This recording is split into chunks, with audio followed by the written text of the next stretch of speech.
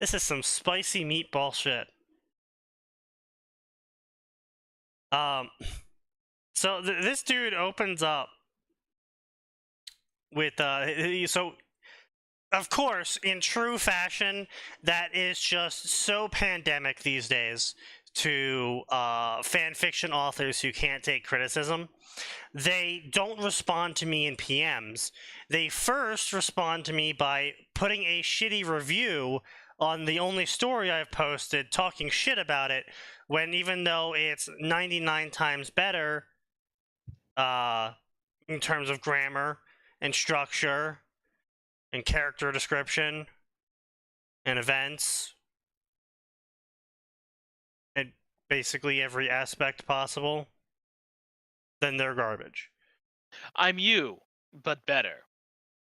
See, I guess I should also caveat it's 99 times better plus 1, because the problem is that if I just do 99 times better, I'm doing 99 times 0. And that just still makes 0. So it's going to be like a, 99 parentheses, 0 plus 1 end parentheses. Better. Because I have to multiply it by something. It's true. It's true. It's true. But anyway, so he accuses me of not being Shakespeare. Sneaky, I got bad news for you. You're not as well known as you're not as good a writer as one of the best writers in human history. Even if he is a tad overblown, I'll be one of the first to say. Yeah, I'm not Shakespeare. Apparently, this author is setting a very high bar for me. Which I appreciate. Hey, did you know you're not Shakespeare, bitch? You're not as smart as Einstein, Atin.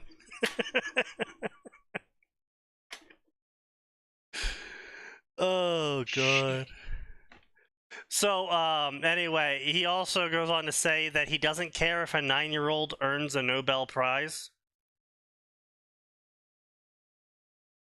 What? I don't. What does a 9-year-old earning a Nobel Prize got to do with any of this? I don't know, actually. Considering that my original review to this guy was,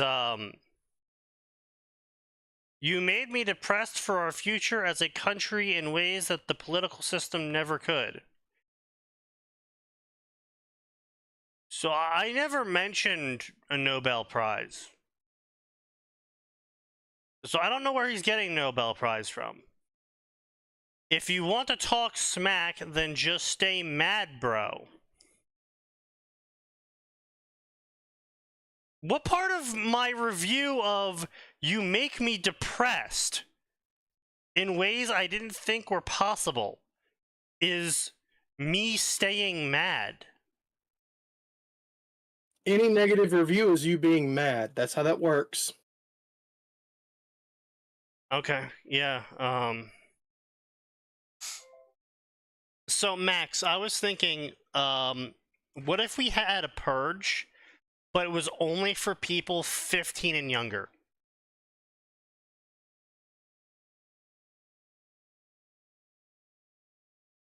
What was Are the you tweet? sure? The fact that I'm at risk of seeing a 14-year-old's opinion at any time during the day is a war crime? Yeah, well, I mean, there is that. But also, I just want total teenager death. All right, but isn't Gen Alpha supposed to be, or whatever the hell that generation is, more based than the one before it? They're not the retards. No. That's so late Gen Alpha. Sorry, early Gen Alpha, late Zoomer.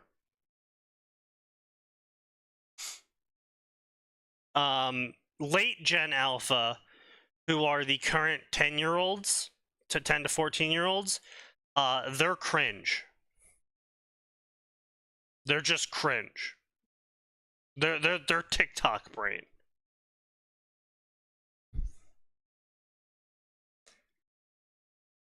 I opened Twitch to an instant max volume ad called Fortnite. Oh yeah. They would say it's Fortnite in real life. Yeah. That's another reason why I kill them. But yeah, so anyway, my point being is this author's fucking just absolutely insane. Not in a good way either. And so the author starts the next chapter with not an author's note. Well, he does start with an author's note, but I'm talking about the actual chapter. Okay, let me get this straight. First, I choke on damn water.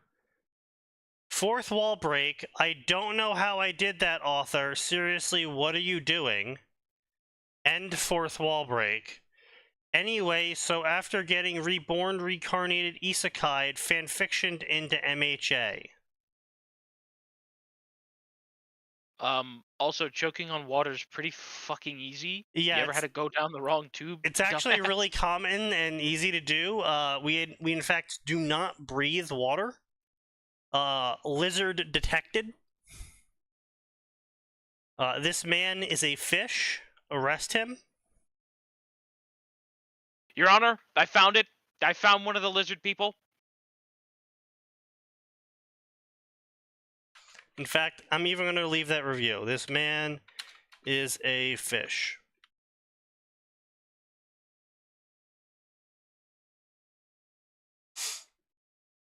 Anyway. Yeah, so that's, I don't really have much more to say as far as that goes, so let's get started with today's fan fictions. Not much popping off today in terms of the anime news. Turns out our own saliva is not conductive to breathing. Yes.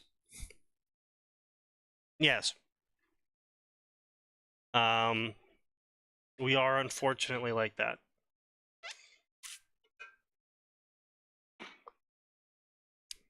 Yeah. Fun fact, however, if the water that's in our lungs is oxygenated enough, we can breathe water. It just needs to be really oxygenated water. Like, really oxygenated How water. oxygenated are we talking? Like, I can't believe it's not oxygen. Okay. So functionally, it still needs to be oxygen. Yes. But wouldn't you still die very quickly because you have fluid in your lungs? He's saying you can breathe at 100% humidity. No, because that's not oxygenated water. So effectively, there is hyper-oxygenated gels that theoretically, if we were capable of replacing said gel in our lungs, we could breathe.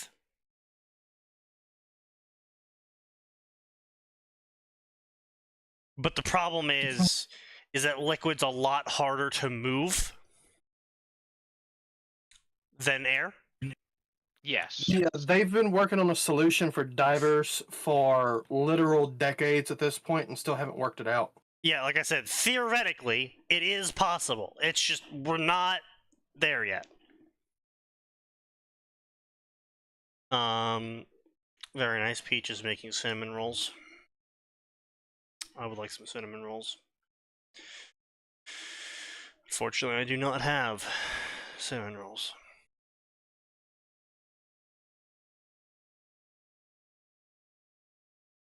You should fix that this week. I should. In the meanwhile, however, we haven't done in a while, a long while. It's Fairy Tale. A very long while. We have not been here to sup upon the rancid mass. And nothing of value was lost? Yeah. I mean, look, it's fairy tale, okay? I mean,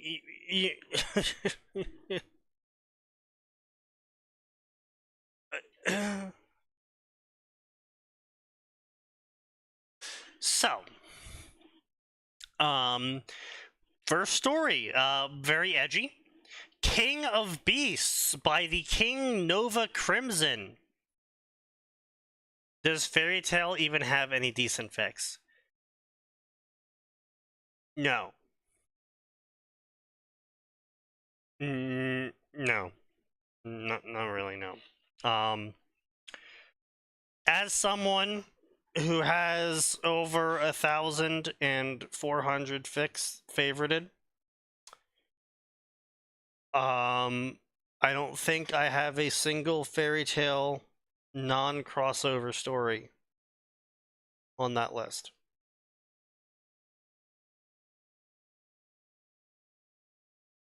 And even of the crossover stories, oh wait, no. There is one. But that's sort of a crossover, because it's a guy using the essence system in Fairy Tale. So it's like a demi-crossover, I guess you could say.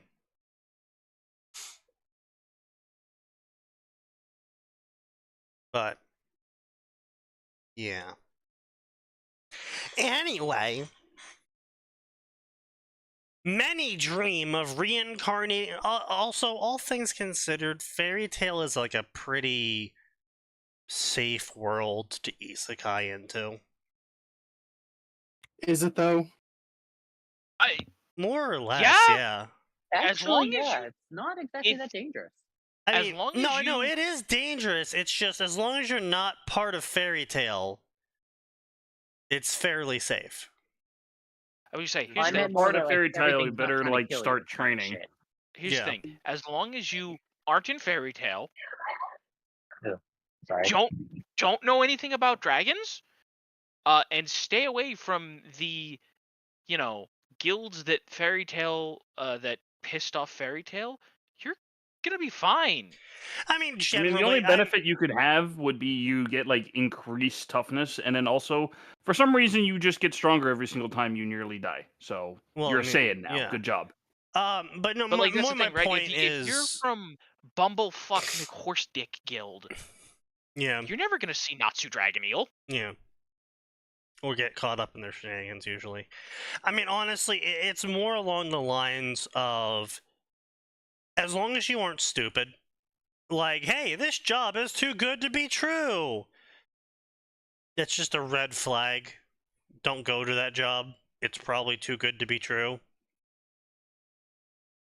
So as long as you don't do that, There are people who can work that out in real life, Sneaky. Yes, but I'm speaking on a danger level of the planet. So as long as you don't do dumb shit, more or less, pretty much every major cataclysmic event either took place at Fairy Tale, in the city that hosts Fairy Tale, next to Fairy Tale, or in bumfuck nowhere, quite literally the farthest point from civilization possible. So, pretty much your only above Earth level danger of existing in the Fairy Tale world that you could encounter is being too pretty and getting caught by someone's mind magic. Being too strong but not strong enough and getting caught by someone's mind magic and sold into slavery, or being an orphan and being sold into slavery. Those are like the three above and beyonds. Because while there is a lot of orphans being sold into slavery on Earth, that's just normal slavery. This is magic slavery, where they expect to sacrifice your soul at the end, which is a little bit beyond normal Earth slavery. Just a bit. Just smidge. It's hyper slavery. Yeah. Personally, I've enjoyed some great AUs for Fairy Tail, but I wouldn't say they're amazing or good. They were entertaining when I read them. Yeah, that's how I felt about a lot of Fairy Tail fics. There's a reason why there's a lot more Fairy Tail fics on my follows page than my favorites page. And pretty much all of them are dead now too. So that should also say something about Fairy Tail. Yeah, like the few AUs I followed and did enjoy, they haven't updated in I don't think who knows how long. So 8 years at minimum for me. oh, good lord. Maybe 10 at this point for some of them. So yeah, it's been a hot minute since I've seen a good story in the Fairy Tail section. Many dream of reincarnating into a world of magic and fantasy. But Eric Creed yearns for it every day, knowing that it would never happen. But does he yearn for the mines? Maybe. So what will he do when his lazy behind is actually given the opportunity to follow that yearning desire? Okay, now let's be clear here, right? Let's be clear here. A majority of our generation, specifically the ones who are still single, if an unknown portal opened up in front of them, a majority of our generation would be like, all right, fuck it, let's go. Let me grab Bro, muscle. generation, I'll we'd be like, fuck it, we ball. It can't get any worse. Bro, if I get isekai'd and I'm a hero, or even just moderately successful, I can achieve one of the greatest dreams here in America. Owning my own house. Especially a ZNT portal. I mean, just like any portal. It could be the most suspicious portal ever. It could like I could have like a green lightning crackling across it, and like you hear the chanting of rats. There is still a portion of our generation that is above 10% that would be like, fuck it, let's go. Bro, if I see that portal happening, I'm gonna grab all of the fakes, all of the the swords that I have in my room, both display ready, both like display pieces and battle ready, and I'm gonna be like, we jumping through the portal, let's see which one's magic. Whee! I reach over, grab my gun case, and I'm gone. I've got everything I need. Yeah, like I said, like our generation's just fucked. We're going through the portal. Like none of us are like imagining that scenario either. None of us are like, oh man, if a portal appears in front of me, what do I do? No, it's just, oh, portal's in front of me. All right, let's go. And you know what? I'll take in front of me. What's the worst that could happen? I turn into Wario. Fucking we ball. Yeah, it's oh no, what's the worst that could happen? I end up homeless and jobless. I'm already there, so And you know what? I can bring my lucky Lehman Russ with me too. And maybe if I'm really lucky, it'll become a Lehman Russ. yeah, exactly. Aura posted the classic. You don't understand. There's an entire generation of fighting aged men who are enraged and feel like they have nothing to live for. You are in danger. Waltz up to the apocalypse with a fucking Lehman Russ. I have nothing to lose. Let's go. Hello, does this tank barrel smell like cordite to you?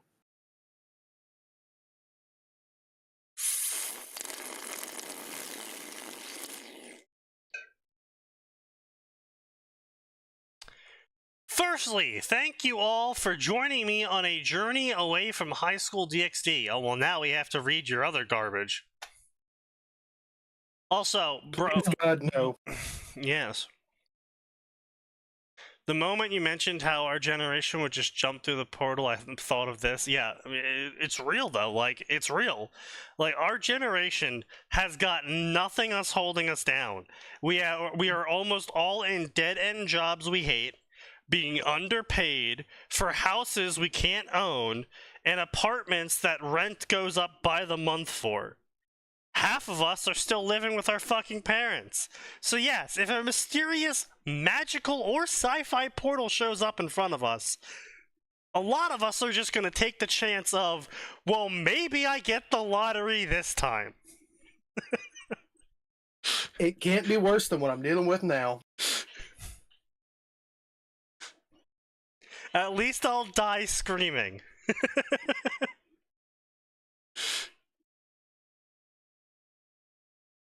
I take Night City over my current life. I take Night City. Yeah, I would. I mean, look. On one hand, I can finally become the giant sex robot that I've always wanted to be, made completely out of chrome. But on the other hand, are you Infanticus? Oh, you take Night City over current society?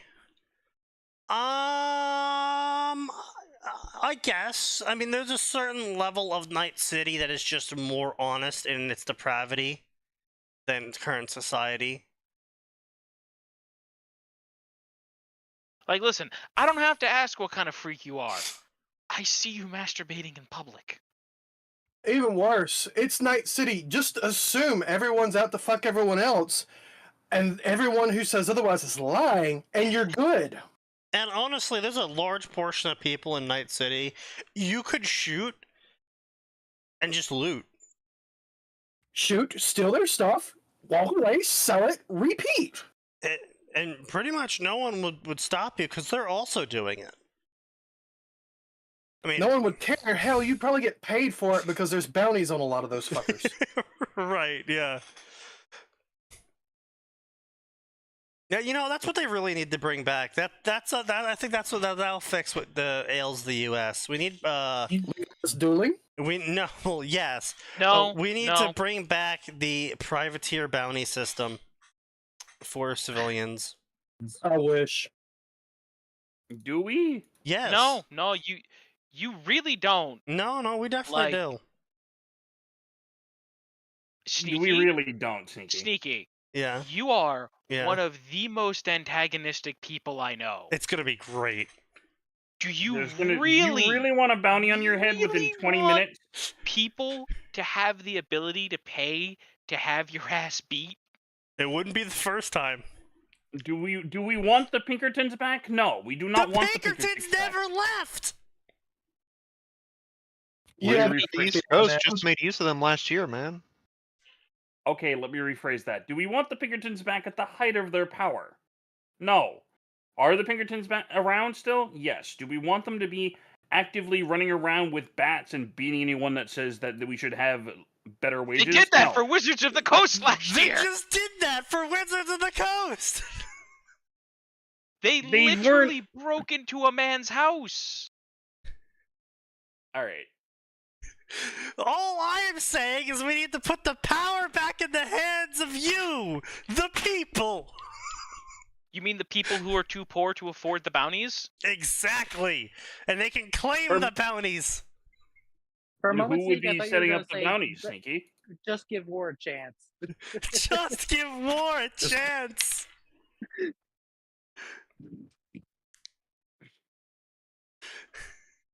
You don't understand how badly I want this.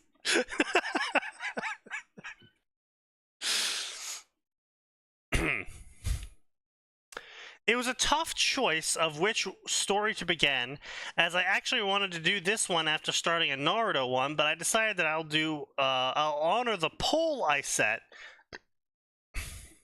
Okay. However, the Naruto self-insert is still coming along. Why?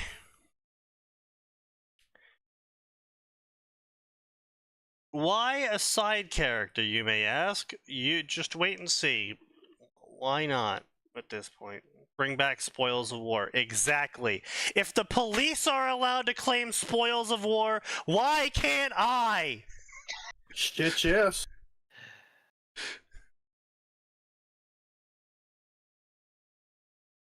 I killed that man fair and square. I should own his shit. He tried to rob me. All his shit is mine now. He looked at me cross-eyed. I'm sorry, I just have to take a moment to ask, Dragon's Dogma 2. Yeah. How much of your budget went into recording these actual live-action video meat cooking scenes? Less. So actually, the developer did talk about that. He said it costs less than actually making CGI of cooking meat. You know what? Why? I love it. It's also delicious to look at, and I kind of want steak now. Yeah. He also why do said you think that they they recorded. charge for fast travel? Yeah. He also said that they recorded all of the meat cooking scenes over the course of like a month, and so they had a shit ton of food for for everyone to eat at the end of the day. That's amazing. Like I said, I think my favorite part was the first time I saw those cutscenes. I was like, oh, we've gone Final Fantasy 16 in here, or 15. This is just actual meat. Yeah, this is just actual meat cooking, which is apparently is now cheaper than the CGI. And as long as you edit it right, it looks better too. Anyway, so I was on QQ earlier, right? Oh no. Why? I was trying to find new fics to read because people are, for some reason, posting a bunch of original fiction to the QQ NSFW section now, and some of them are actually pretty good. Unfortunately, Oh? like there's only like 3 chapters and shit, so I'm not gonna recommend them yet. But Hey, for Rex, if you want one, the Tanya / Final Fantasy VII one, highly recommend. Give me a link. Really? I'll read that shit. all Wait, okay, right. wait. I have to ask: is this written by one of those dumbasses who thought that Final Fantasy VII went woke because it was about eco-terrorism? No, it's written Okay. by Chili Reaper, who is well known for always having Tanya fuck dogs, but so far there's been no dog fucking. I beg to fuck your pardon? I'm so sorry? far, there has been no dog I'm fuck. sorry. Do I'm you sorry? realize that does not fill me with confidence? Son, you just Yeah. unleashed a fucking flashbang. You're welcome. You But knew I what you don't were know doing. I guess I'll still take the wreck, but No, I have to disagree with you there, Killionaire. The Sexy Sex series are not good. Oh, kiss my ass. Yes, fine, it go is. ahead and drop the wreck. Yeah, I guess, will but fucking beat your ass. So, the reason why the Sexy Sex series aren't good is because they are never about technology and the character using it. The author, so basically the Sexy Sex series is the author takes a character from the future, puts them into Wushu China past, and is trying to make the character use their futuristic fabrication technologies to scale up against the Wushu. You I don't see. scale up against Wushu. Wushu is just bullshit. Well, see, Okay, look, the actual Sexy Sect babes and the dude who writes all the Sexy X babes stories, they actually do that. It does, in fact, scale up against the Wushu and other shit. well, The no, boy yes, makes it obviously cannons. well, yes, it scales up specifically because the guy is using effectively the equivalency of Factorio Clark tech to Yes. fight Wushu. And now, admittedly, he does have his character get his shit kicked in pretty often, which I'm kind of on the fence about. I'm okay with it. The author kind of lost the plot because it was about the tech, and now it's about all of the cultivator girls that are running about because it's a reverse sexuality world where all the men are super weak and all the women are super strong. It's a porn. What'd you expect? I think I know the author's not fetish. expecting that. Yes. Like, all right, sexy steampunk babes, right? Right. You've got airships. You've got, again, the dude from the future who understands gunpowder, and he's slow rolling, getting his freedom back by making gunpowder and other tech. And it's just starting to heat up.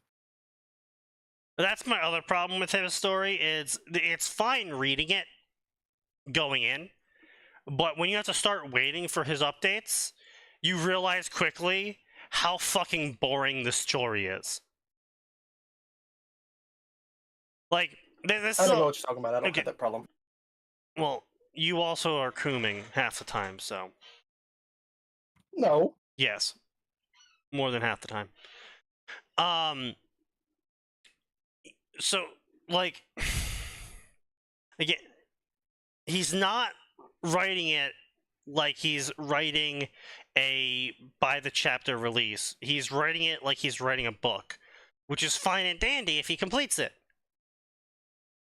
But it's not complete right now. Yeah, he's already published one though, so I kind of expect, and is working on the second one because Sexy Sect Babes is about to get published. So Okay. I kind of trust him to The finish fucking out what? the book. Yeah, he's publishing it. He's did Sexy Space Babes, which got published, and now he's publishing Sexy Sect Babes, and then he works in a rotation. He focuses fire on one, then moves to the next, then moves to the next, which is kind of what I need to do, but I get paid commissions, so... I feel like I shouldn't really be surprised at this point. Less boring than the Subcom Worm story? Bro, all of them were dog shit. All of the Supreme Commander Worm stories were dog shit.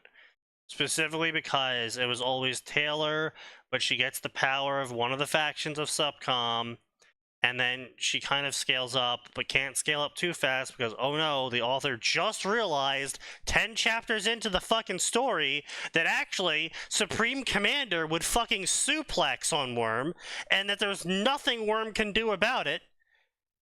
Is there a Worm XCOM cross? Yeah. Oh god.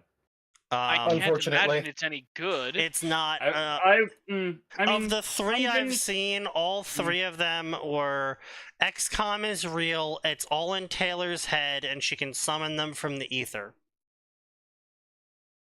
So what? She's the fucking commander? Yes. Retarded. Yes. Like I Well, said, thank you for letting me know this exists so I don't have to look it up. they're all bad. Good.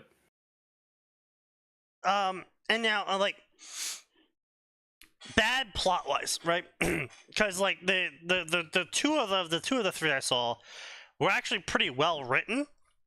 It's just one of them had only like 3 chapters and updates like once every 3 years with a 5,000 word chapter, so that's going nowhere.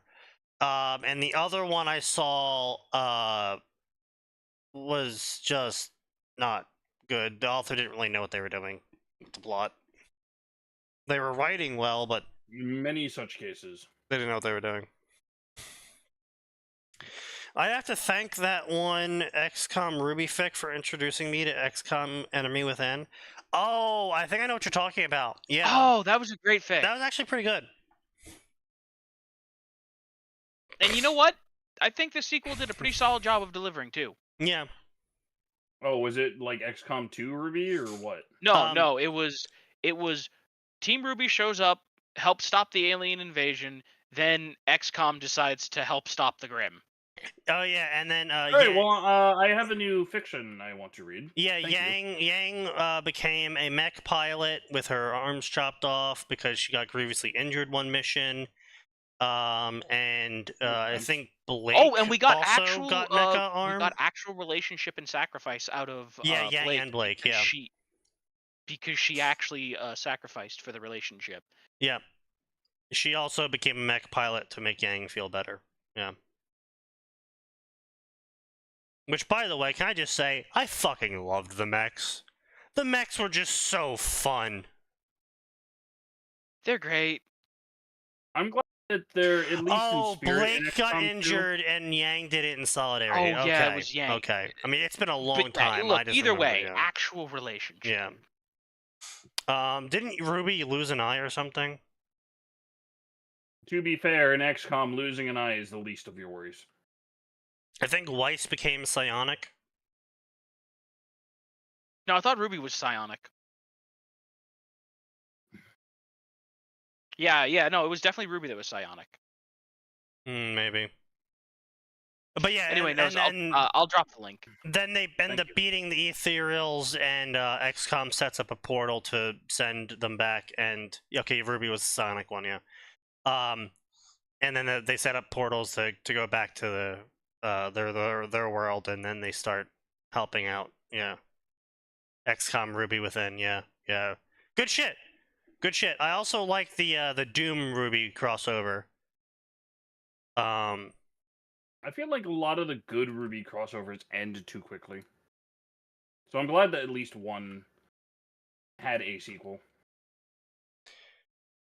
Yeah, the Doom Ruby crossover unfortunately kind of died out in terms of updating. It got pretty far. Like, don't get me wrong, it got pretty far. You know what? I'll take the one. I'll take the one.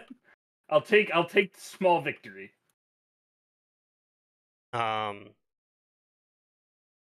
But I mean, yeah, the problem with Doom crossovers is that you tend to have to actually introduce demons back into the story just so you have a veritable horde of things for the Doomslayer to kill, because otherwise he kind of just dunks on. He just kind of goes lol, lamau even. A dude even resisted death of the universe, so pretty hardcore. I mean, like, maybe the Flood could fuck with him, but at the same time, we've already seen his will is so strong that he just does not give a fucking shit. I honestly, at this point, I don't even know what he's made of at this point. Pure rage and death. Yeah, he's just distilled spite. Yeah, like I don't think there's any. No, you see, Sneaky. Every time a Kriegsman dies for the Emperor, the Doomslayer gets a tiny bit stronger. Nah, that's not nearly enough power level. It's every single time a fucking Cadian dies for the Emperor. Excuse you. You seem to have forgotten just how willing Kriegsmen are to die for the Emperor. Yes, but how many Cadians die compared to Kriegsmen? Well, has the planet broke yet? Yes. A lot. Anyway. Unfortunately, I actually did see a pretty good Warhammer 40k Doom crossover. Really? Yes. And they managed it because basically they found the original sarcophagus from the previous reality that the Doomslayer was trapped in. They woke him up. They're like, okay, well, he's actually human. Like, so pure human, he's more human than any current living human. Do you want to kill some demons? And he's like, yes, I do. And then that's all they wake him up for, because he was like, don't wake me up unless I'm killing demons. Would you like to kill demons? Eyes light up. Would you like to kill Eldar? Are they demons? No. No, technically Some not. of them? The 40k Warhammer the Doom story, it's dead. It's like super dead. It was like last chapter I saw an update from was like in 2017, and it only had like 3 chapters. Ruby 40k story that I liked, and now it's also dead. Oh, well, okay, there was 2. One was, I think, the Lamenters showed up on Remnant. That was good. That one was good. Yeah. I hated that it's dead now. Yeah. And then there was the other one where... That one sucked. I hate that it's dead because it actually managed to write the Lamenters pretty fucking well. It's a multi-million word story now. It's got something like 600 chapters. That story is so fucking bad. I hate it so much. Which story? The one where the entire cast of Ruby dies, but when they die, they end up at a random point in time in the 40k universe. That's not the one. I was talking about the one where Yang ends up as a corn berserker. Just Yang? I mean, a bunch of them fell to chaos, but Yang was the start of it.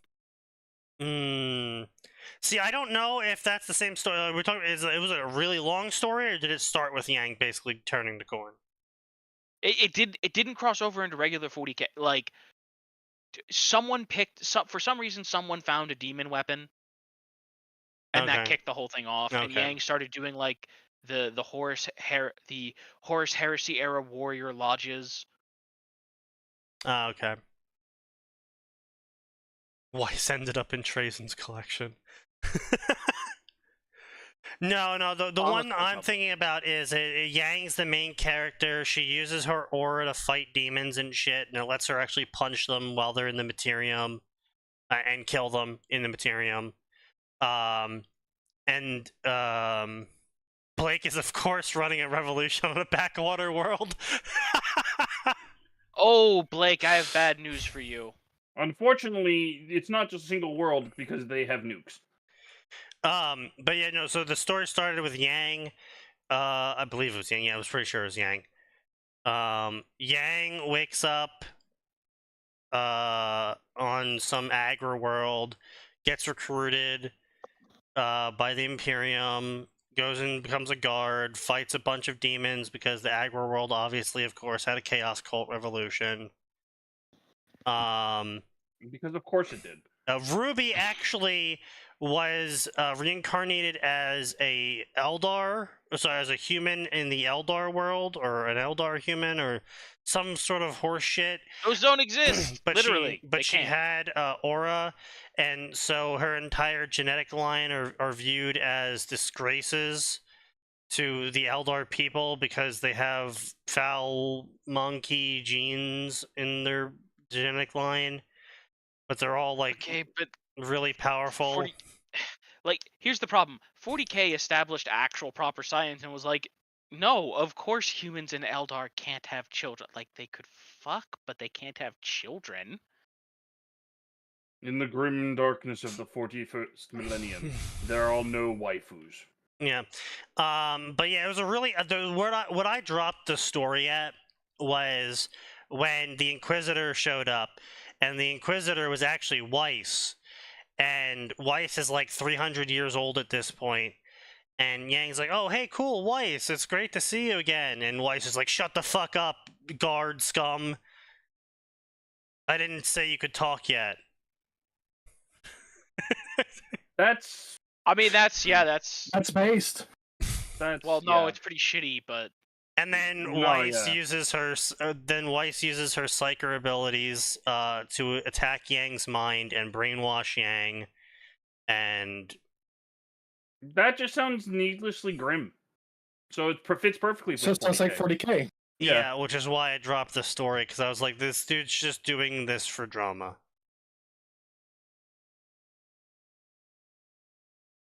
Actually, no. I will say that sounds like 40K from a certain edition that nobody likes because Grimderp is stupid. Ozpin founded that. Oh, you know what story I'm talking about? Ozpin founded that branch of the Inquisition. Also, Pyrrha was with the Eldar, of course. Okay. Yeah. Like I said, it was a fucking dumb story. I hated that shit. It was so stupid. I rolled my eyes. It was... It's still fucking updating, too, which is the worst part.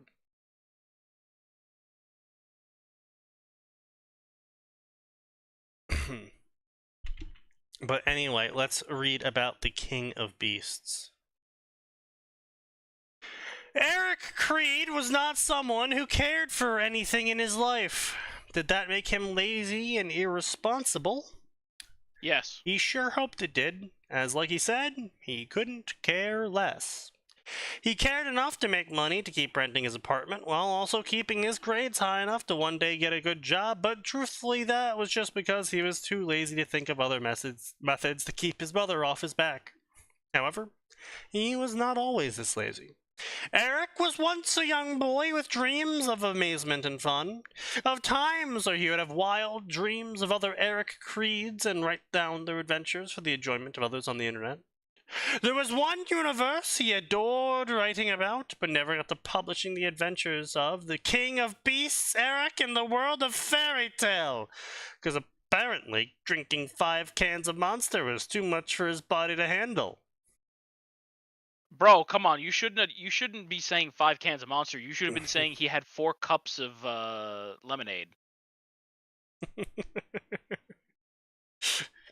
Some Panera lemonade. Hey, Nose. By the way, have you has your heart rate ever gone back to normal?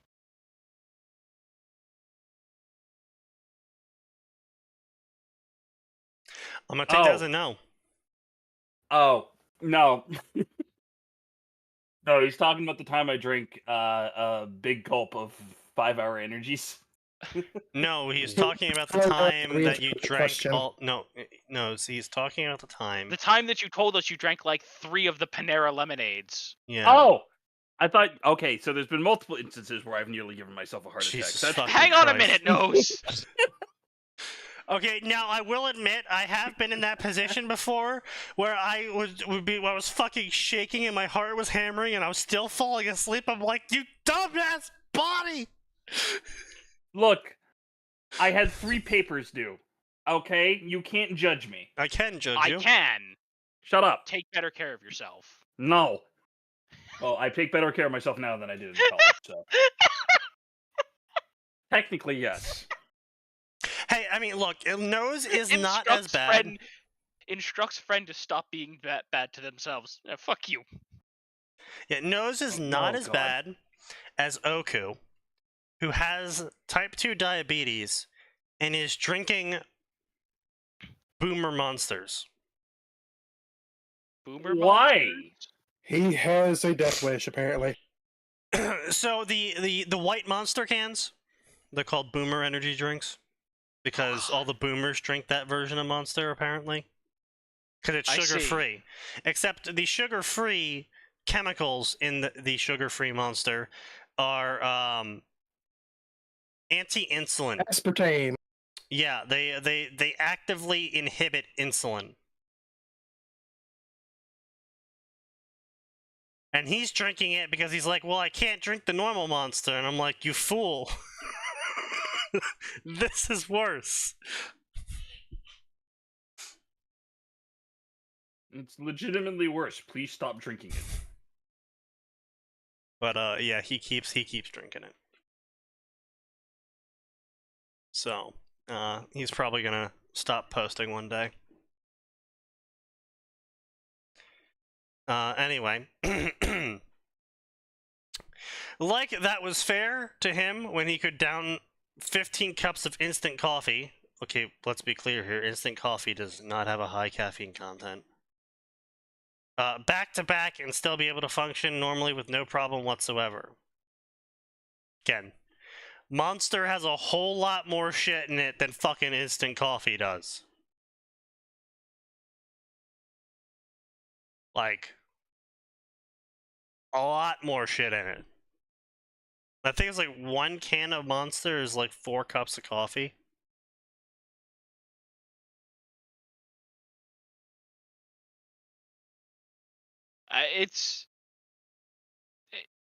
It's a big number. Yeah, it's a number.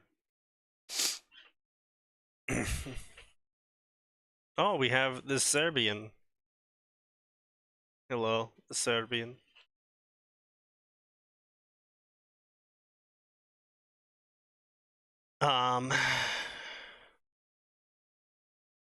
Is I Serbian, indeed.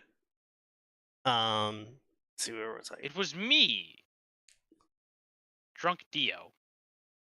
It was me, Well, the that certainly Balkan sounds Knight, like all that. along. He It sure was me. hoped.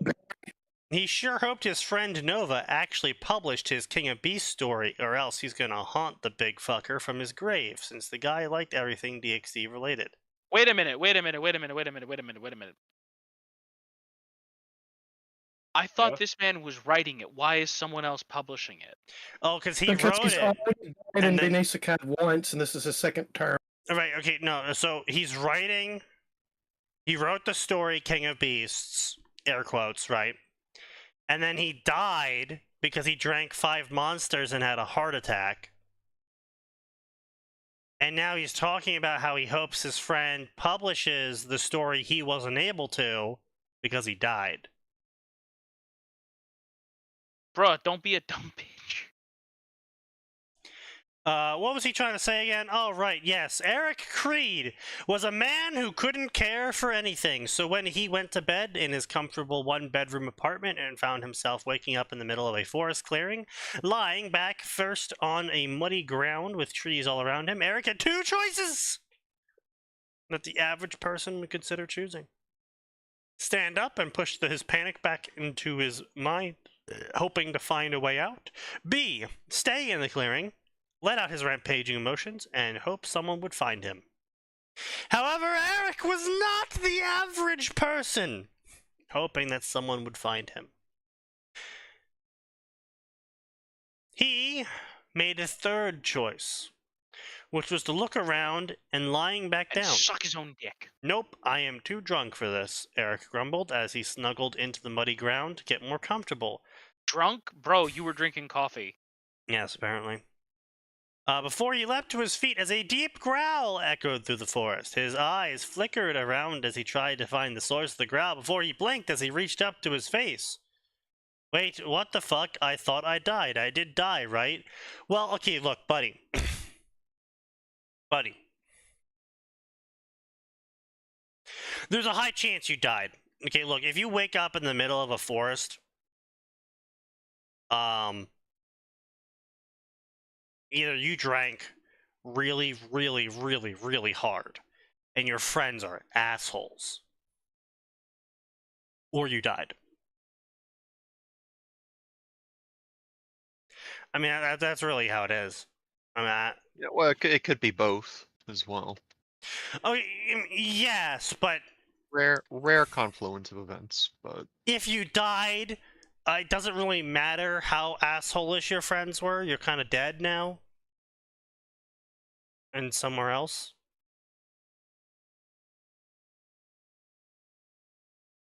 Unless you're saying that they did a ritual with your body and that's why you're somewhere else. Then I guess it kind of matters. You know what? No, hang on a minute. I mean, look, if I somehow got drunk, my friends decided to deposit me in a forest, and I died as a result of exposure, I'm haunting them for the rest of their days. It will be done in shifts as well. Or you're like that guy I know who woke up with his feet in the river after he left on his own accord. That Now, see, for sounds me, if I like die, a story there. if I die Oh, of like normal causes or my own stupidity, I'm totally fine with my friends like being like, "Quick, he's not quite dead yet, but there's no way we're saving him. Use his beating heart to open the portal."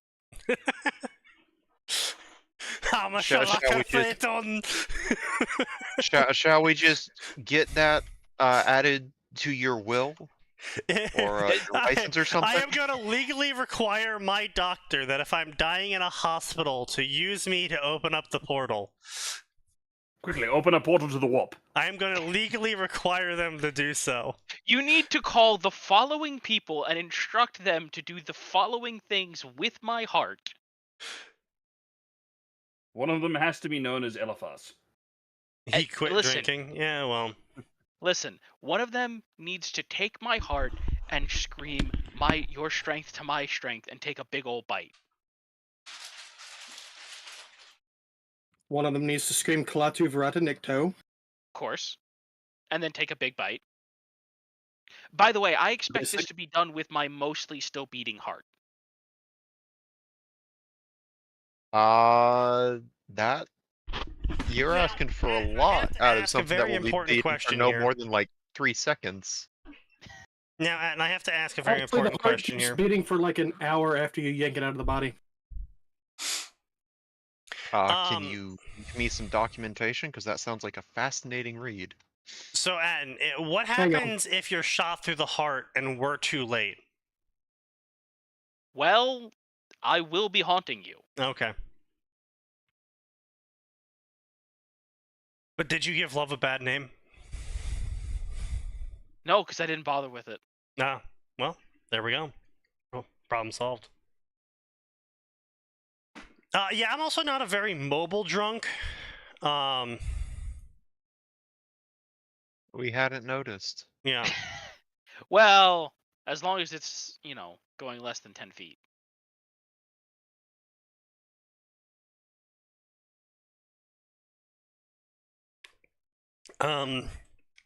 Yeah. My hot wish wife, me doing whatever the hell she wants. Yeah. Based. They use my soul to open a portal. I'm going to tattle to the Legion of the Damned. Tattle, bro, I'm gonna show up. I'll show up. It won't be a haunting. I'll show up and I'll be like, yes, you did it. Good job. I'm with you. I'm a familiar. Just appear like Genie from Aladdin. Hey, kid. Hey! What the fuck was that? 10,000 years gives you a right bad crick in the neck. You show up like that. Doesn't matter how long you've been dead. Just say it's 10,000 years. My friend of mine already promised to make me a phylactery should I die. I mean, I think you have to make the phylactery before you die. You do. You do. Technically, you could say a clone is a phylactery, but that's also not true. No. Here's the Yes, it's a clone is phylactery. necromantic, but it's not a phylactery. I mean, Well, but here's it's the a thing: you whole- could technically make it one. No, you hold on. You couldn't. can set up the clone as a phylactery if the clone is asleep, and you set it so that when you die, your soul goes into the clone, and you just snap back awake. It's a phylactery now. No, it's not. No, that's No, that's not how that. No. You become the clone. It's no longer a clone. It's your No, replacement body. there's a specific spell Yeah. called clone which circumvents that whole process. Yeah. No. So, Ah. but for And to be the clear, sake of the argument, spell does more. No, it's not an argument. The clone is doing almost exactly what you think it is. Sign. It grows an inner duplicate of you. You have to make like a gross flesh wound for it. It will be fully grown after 120 days. Or you can choose it to be exactly the same as you, or you can choose to have it be younger. As long as the weird giant flesh womb isn't destroyed, it will last forever. As soon as you die, regardless of whether you are on that plane or another, instead of going to whatever your long-awaited rewards Oh, are, as long as your will soul be isn't moved. dimension locked. Yes, I was gonna say, regardless of what plane you're on, so long as your soul is not dimension locked, you go there. Okay, It so will it's have backup all body. of your abilities and memories. Obviously, it has none of your stuff. If Yeah. for whatever reason your physical remains are still there, they become useless and they can't be restored to life because you're somewhere else. Yep. And the other thing is that a phylactery must be an inorganic object. It can't be an organic object. In terms of you can't make someone else a phylactery. Like what Harry Potter did, you can't do that. That's not how that works. you could technically consider a clone an inanimate object. It's a little weird how it that does works. not count. No, it has to be inorganic, not So it has to inanimate. be metal. Not Oh, meat. I thought rules as written it was inanimate. No, has to be inorganic. Okay, they changed that. Yeah, you can't make a flesh pile a. Well, no, Fuck. it's just like Tell that to Edward Elric. Now, Huh? That is, in fact, what alchemy told him. Yeah. yes, That. yeah, That is. That is that- exactly that's how what that happened, went. that's yeah. literally That's literally what happened. That was chapter 1, my dude. Yeah, that was chapter 0. now I will say one thing that I want to see. Sneaky, what the hell is the thing? Could I make what is the giant pile of swords? Oh, the K animated cube. pile of swords. Yeah. Can I make that a phylactery? Yeah. Can you imagine that? Ah, at last, we've made it through the hideously trapped dungeon. We should soon find the Lich's phylactery. Fuck. Here's the question though: if it's a giant pile of animated sword, can you cast mending on it to make it one giant sword? That's No. not how mending Oh, works. they're individual swords. Yeah, that's not how mending works. No, If you- how do you have played this game? How are you fundamentally misunderstanding every cantrip and spell? Because I've been Nose asked these do- fucking questions. They're not supposed to be good questions. No, I've that's been because asked these fucking Nose questions. doesn't read. The person who wrote Sexy Space Babes and Sex Babes started a third story. Apparently, the MC is an 80-year-old man who got isekai'd. Okay. Who cares? And It's still bad. I mean, No, it it's might be not. good. It's just my problem with Sexy Sex Babes is that it loses the whole draw, which is the whole uplifting technology shit. I haven't read Steampunk Babes. No, Sect Babes has kept that entire thing the entire time throughout the entire story. I've read it, man. Front So to back. have I. He's kept So it. have I. Front to Did we read back. the same story? Yes. Fucking bro. Infant and I talked about this and how disappointing the story was. Because it moved from tech stuff, tech porn effectively, into just normal porn, and the main character gets dabbed on all the time. And the author constantly downplays how strong his Clark tech is, where in every single confrontation, his Clark tech, when it really matters, gets stomped on.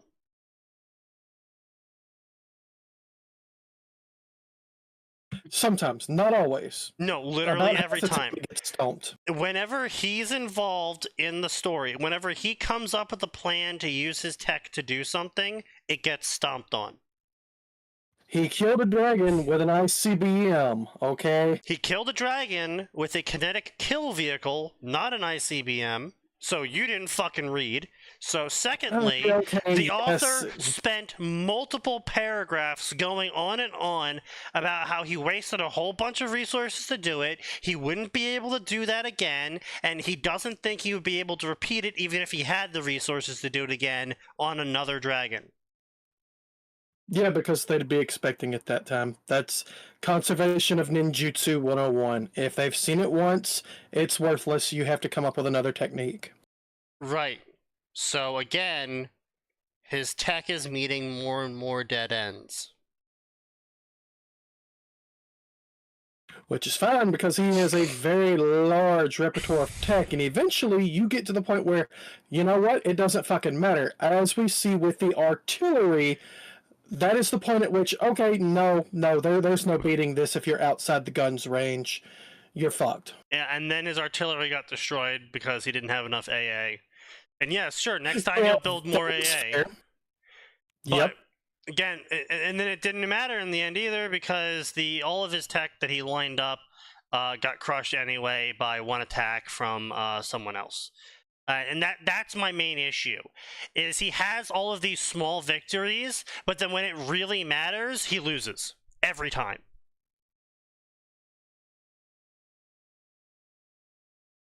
You know what?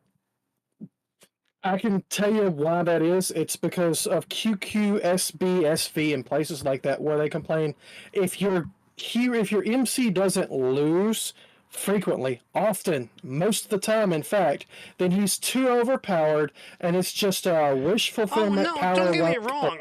Bullshit. I'm fine with a character losing even often.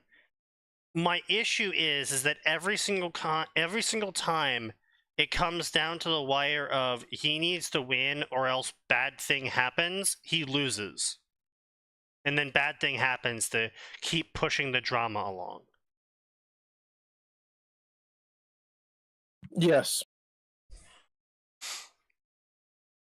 and he also spends all this time building up the character of like, oh, you know, he's just legendary elder.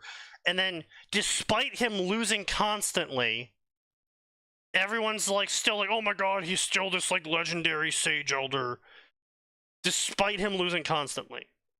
Okay, well, to be fair, again, that specific universe, they're judging him against other men, not against women, because I they know. don't consider that a fair fight.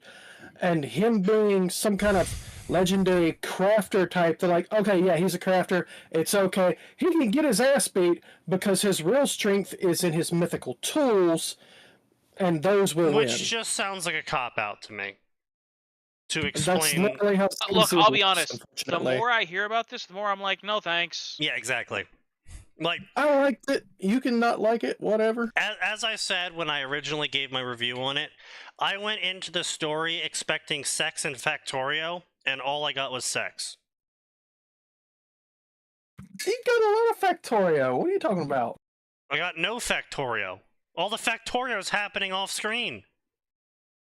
Now, to be fair, with sexy steampunk babes, you're getting almost no sex and not much Factorio, but you are So getting why some would interest I read it?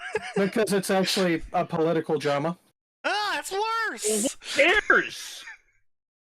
Not only am I not getting sex or Factorio, but now I have to listen to political drama?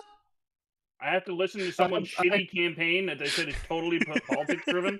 I don't want to do that. I like that kind of story. So far, Sign. So far, you are doing the opposite of selling. We're 0 for 2 so far. Look, if you like the Tanya Light novels, you'll enjoy it. I did. Hang on. No, I did like the Tanya Light novels, but the Tanya Light novels had violence. Yes.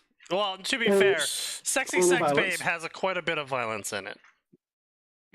Here's the thing. I don't need my main character to always win, but when the chips are down, I need them to not lose.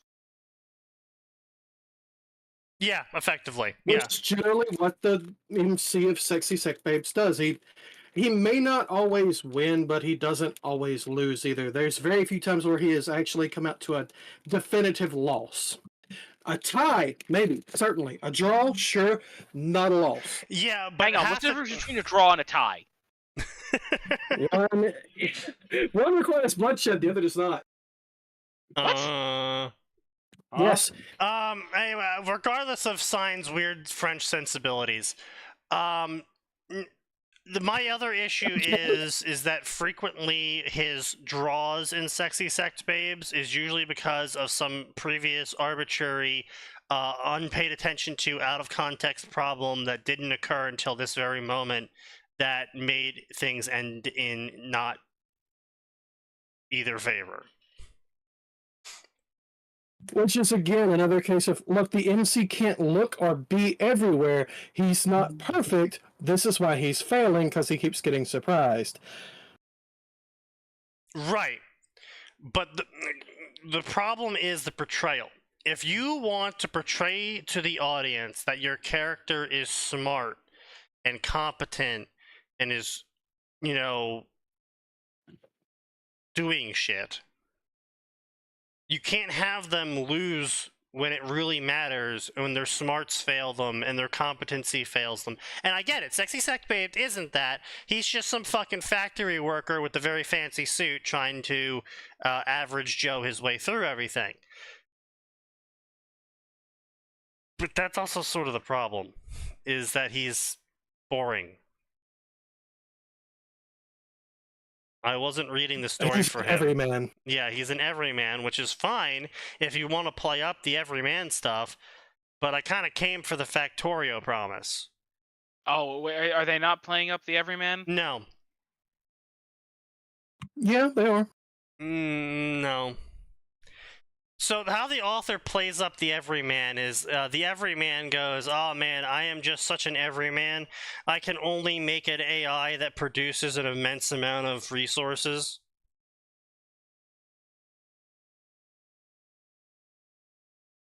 He's bland, but the setting carries him. Yeah, the setting carries him, absolutely, 100%. The misunderstanding field around the everyman Joe with the super futuristic fabricator suit definitely had a great amount of amusement tied to it when initially reading. But again, I feel like the problem with the story is that once you get over the amusement, you kind of look back at the story and you're just kind of like, okay, so Why? what is this story even? Like, where's this story going? Because the main character's tech always fails him in the end. It succeeds right up until some new Wushu character shows up and blows all of it up. And then he shakes his fist and goes, damn it, I didn't see that coming. And then invents more tech. Okay. Now, to be fair, the people he's going up against are the top tier members of the royal family, the biggest badasses around, who come around and stomp his shit, are literal gods, like the chicken, the rooster, excuse me. Yes. And yeah, you can't expect him to win against that every single time, or even the first dozen times. No one does, but my problem again is they all keep showing up. Yes.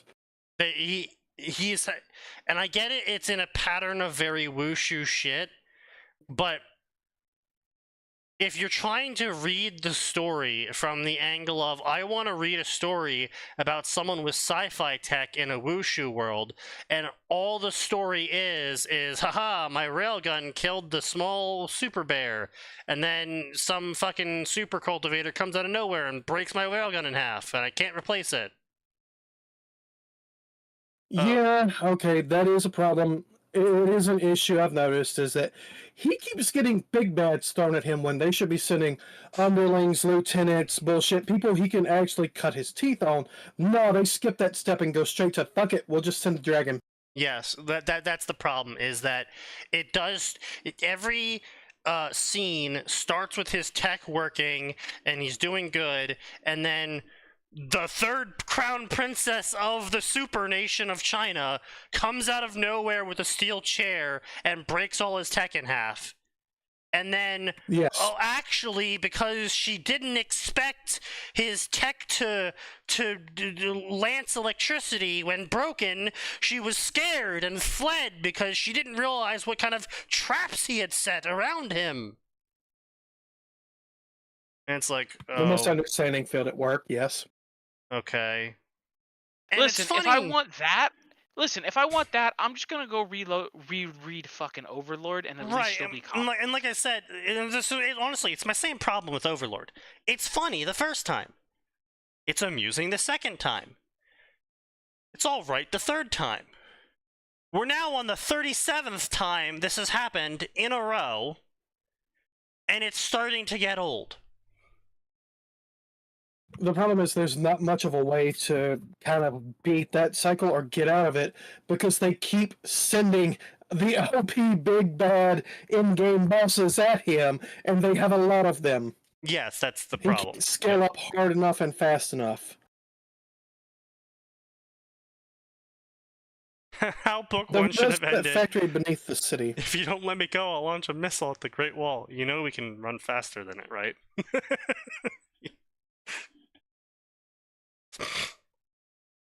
My face when I'd rather read a book about a factorial autist becoming a menace to a wushu native than this flip-flopping concert of factorial loser versus cultivator. Yeah, pretty much that's how it felt. And maybe his other stories are written better, or because of the setting differences, he doesn't fall into the same issue. Bro is somehow even more lame than Armsmaster. Wildbow is devastated. Hey, speaking of Wildbow, like I said, Wildbow turned out to be a prophet. Oh, with the Bay About to watch an Bridge? entire city turn into Brockton Bay. Yeah, we're... Yeah. You mean Baltimore? Yeah. Yeah. Yeah, it's gonna be bad. It's gonna be so funny. Give it about 2 weeks. Well, hey, you never know. Maybe they'll really rush getting that steel out of the bay. Because, honestly, look, the bridge is important, but it's not that important. It's just $6.95. They need to get it back up, but not that bad. And it's not even the bridge that's important. It's the bay that it's blocking now that's important.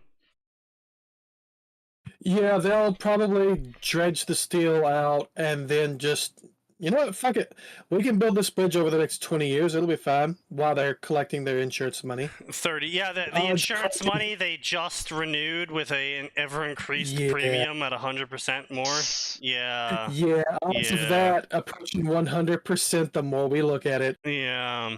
Isn't that wild that they increased their premium on the bridge the night before? Wow, isn't it wild that they increased the premium on the World Trade Centers the night before? Yeah. Stop noticing patterns. Yeah. It's illegal to notice patterns now. It keeps happening somehow. All these savvy financial investments the day before something bad happens. Yeah, it's wild. But, yeah. Anyway, so, I mean, I don't know what to tell you. Sometimes you get lucky. I knew someone that finalized getting their fire insurance about 4 days before their house burned down. Well, you know, sometimes life is just a comedy. You sure it burned down? It wasn't burnt down?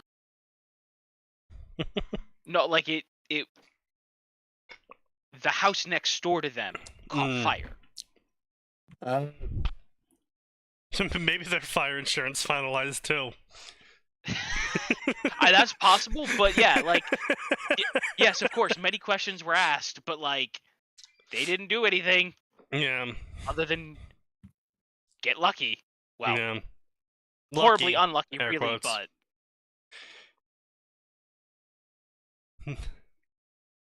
The George Floyd Memorial Bridge. Sneaky. It's almost like there's a 100% chance of that happening. I mean, he's not wrong. Let's see, blah, blah, blah. Blah, blah, blah. Staring at the floating page in front of him, he was hesitant to reach out. Why? You already died. You dead, stupid! She's a Why are you pussy. hesitating? I mean, hey, look. If I fucking died, right? And I just woke up, middle of fucking nowhere, some weird beastie is growling in the deep forest, and some floating page and float in front of me, I'd be like, fucking yeah, let me read that shit. Bro, I'm gonna be like, heart of the cards, let's go! No, what's the Fucking worst read that that. happens? It's a letter that tells you you're dead or about to die. Like, Well, I mean, on. the thing is, though, right? It's like if I die, right? If I go to sleep and wake up somewhere where I'm fucking definitely not in my bed anymore, I'm probably dead. First off, B, that means reincarnation's real. Even if I get the 1 in a million chance, which by the way, very important. Probably should read the letter. It will tell me possibly that it was a 1 in a million chance. But either way, reincarnation's Well, real. No. Like I said, like worst thing that happens is the letter says, "Haha, get fucked." Oh yeah, I mean yeah, true. Yeah, Situation yeah. where you're already fucked. Like, Yeah, it but can't really make it all that much right, worse. exactly. So it's like either you're dead or about to be dead. Reincarnation might be real or magic's real. Either way, you should probably read that letter pretty fast. And there's not really any point hesitating anymore because if you die, maybe you get to try again. Like, Yeah, here's the thing. Worst case scenario, like they said, the letter says get fucked. Best case scenario, like, The letter activates your magic powers. You're like, the letter activates your magic Reincarnation's powers, or fucking Medivh says, damn, I don't know why you're here, but you just fucked a lot of shit up, you are my problem. actually, no, you know what? Worst case scenario, you touch the letter and the letter says another hand has touched the beacon. Oh, I mean, no. if that happens, there's a serious problem. Bro, if that happens, I'm rethinking my answer now. And then you get teleported 10,000 feet up into the air where the letter starts talking to you, and then it forgets to teleport you back down. Oh, And no. you're really hoping it remembered to mitigate fall damage. The fun fact, it didn't. Did you, Oh. hey, I can't help but notice I'm probably really fast. Did you turn off the fall damage? Wait, hold on. I have developer console. TCM. That is literally what happened to me. Where I was like, "Oh shit, I'm falling. I'm still falling. Now, see, oh shit, you know I'm what falling." Now, I think one thing that would be hilarious. Yeah, don't worry, I turned fall damage off. Hits the ground, crumples, leg bones shoot up. Oh, I just turned the damage off. I didn't turn falling damage off. Oh. Or good news, I included the autosave system. Bad news, it saved right before you started falling. Oh. Worst news. I set falling damage to 0. Yes, but I forgot to turn off your pain. Max, I don't know if you did that purposely or not, but that literally happened to me in Oblivion. Oh, I had that happen to me a few times in Skyrim. One was a quick save, which was a poor error on my part because it was when a Hagraven was throwing fire at my face. Ah, well, yes, that would be 3% health. Yeah. The other was auto-saving. I went through a loading screen, and I think it just happened to be it was a dungeon I was going back to that I'd forgotten about, where a trap had activated. The So Oh, the fire got frozen in time. yeah, Oh no. yeah. The oil explosion was frozen in time until I came back. Oh, Oh no. What an autosave, let me tell what you. an autosave indeed, yeah. My favorite autosave, top two autosaves definitely have to be from Oblivion. The first autosave was the Night of the Nine DLC on the Xbox. So, I didn't have developer console. And I got teleported into the sky to do that whole you're in the sky scene. And then I never got teleported back. I was just in the sky. Uh-oh. And I'm kind of just like, ooh, You had to fast travel. No, you can't fast travel because you're in the sky. Yeah, you're Cannot considered fast travel while jumping. falling. Yeah. Turns out, fun fact, I was in fact falling the whole time. Because eventually I just gave up and stopped moving and fell for like 20 minutes. And I just happened to fall into a lake. So that was convenient.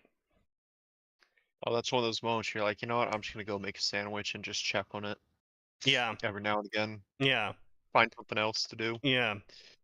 Mm. The second best time is when I blew apart a 1,000 hour save. I had 100% at the game. And I thought it'd be really funny if I had some more mandrake roots. And so I proceeded to dupe the mandrake roots.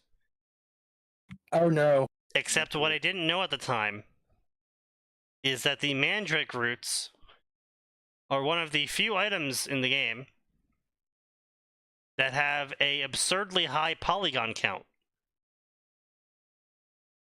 Oh, of course.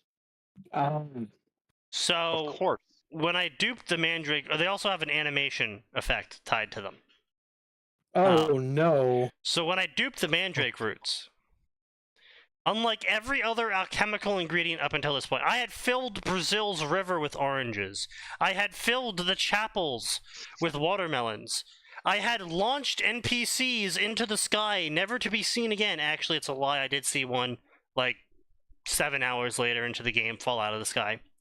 But I launched NPCs into the sky using the duplication glitch on lettuce and causing the physics engine to launch them into space. Which I have to say, that skybox was fucking massive. I don't know why they made the skybox so big, but they did. But I had never had any issues up until Mandrake Roots with any resource until then. So I was just doing the normal thing.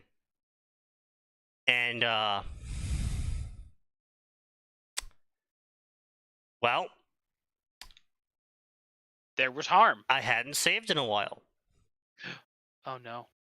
Oh, And autosave. so I duped outside the Mandrake Roots. And then my game Oh no, you were on the overworld. got very, very slow. Oh no. And in my panic, I went back inside. Oh no. You fool. Oh no. No, no. And then I just get the little blink, autosave complete. I go, oh. You fool. Oh You no. doomed yourself. Was this game loaded off an autosave? No, it was loaded off of a manual save that I made 3 hours ago. Sorry, 3 hours ago, not 3 hours ago. Just 10 hours ago. reload manual save, easy peasy. Yeah. I could do that if it wasn't corrupted. What? All of my saves, except that one save, got corrupted. No. Yeah, well, see, the thing is I was like, I know Bethesda games. I'm gonna make a shit ton of manual saves. Yeah. Yeah, How'd that go every for you? last one got corrupted. Like the last one that wasn't corrupted was when I was like 200 hours into the game. I was on save 3000 now. Oh. Yeah. Wait, you were on the Xbox, right? Yeah. So why didn't it pull down a save from the server? Bro, this is Xbox Original 360. The original Xbox 360 gamer. Yeah, bro. There That wasn't didn't a have server. The Bro, cloud did not Oh. exist. If you wanted to transfer your saves, you You had to wanna buy a know what we special did back device. then? Or you took the hard drive with you. Remember that? You could pop the Oh, hard woo! drive out of the That's- Xbox 360. Oh god, those cursed Or memories. use a proprietary external storage device that they had created for it. Yeah. Yeah, though you couldn't even plug a USB in at that point. No. Well, you you could, it could, it just just didn't didn't do do anything. Yeah. Yeah, so I lost all of that. And I was like, okay. That's I'm so glad we're out of the proprietary hardware nonsense for consoles. No, Remember we're when you had to, Bro, if you you wanted high? to play Bungie games, you had to like. I'm talking about fucking for storage, guys. Like, yeah, I didn't like it's having okay. to buy my specially made micro SD card from Sony for $50 for only 32 gigabytes of storage. Remember that time I was laughing really hard with you, Max, about the Switch? Which part? The part when I went to go buy a SD stick for the Switch to expand its memory, and there was two SD cards that were literally the exact same, but one said Nintendo on it and one didn't, and the Nintendo one was $80 more expensive. Yeah, and it's like, why would I buy the Nintendo one? Because the other one works just fine. And one of the top reviews was, don't buy the Nintendo one, they're literally the same card, the only difference is the sticker. Woo. Like, I got my Switch and I was like, huh, I wonder if this can take my 450 gigabyte micro SD card. Oh, hey, look, it reads it all just perfectly. Great. Never had to take it out Yeah. because it's 450 gigabytes on a Nintendo system. There's still proprietary SD cards for the X and S? Well, okay. No, did They plug into the back and they do memory expansion. Wow. They It did fits a not. very specific Special slot in the spirit thing. technique. That is such a step back, though. You 'Cause can Xbox One's like plug this- the USB. What's You the can- point of the Xbox SD card? Because it's fuck, that fast one. M3? NVMe? NVMe. Yeah, it's one of those. VSE? Wait, what? Why are we talking about New Vegas? Alright, Oh, so I'm never touching this. I'm never touching that then. It's a Seagate storage card. Oh, God. You made a bad choice there, Xbox. It is very unfortunate. I hated putting it in. But so far, knock wood, it hasn't fucked up on my console yet. I'm kind of shocked that you're an Xbox person. I'm gonna be honest. I've got an Xbox, a PS5, and a Switch all on the same rack here. I mean, listen, nothing. I don't have anything against people who do that. I'm just Or- kind of shocked that you got an Xbox because most Xbox games are available on Windows as well. There's your problem. My Windows install died, and I was too lazy Yeah, to you fix it. see, he's a Linux baby. Oh, Yes. My hard drive died. I had it set up for dual boot, Windows, and Linux. Then the drive died. I condolences. reinstalled for the Linux backup. you know Windows 10 is free, right?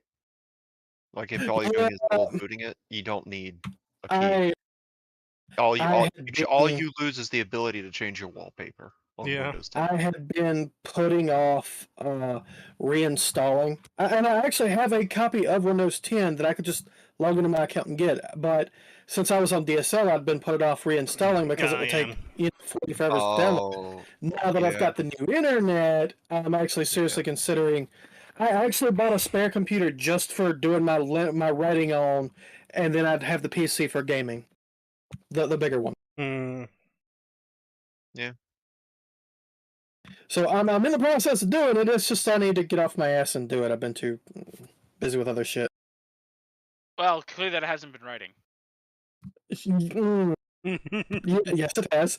I don't know, man. I've only seen one chapter out of you. Look, you've seen my list. I'm clearing things Listen, on. Sign. All you need to understand right now is that the beatings will continue until morale improves.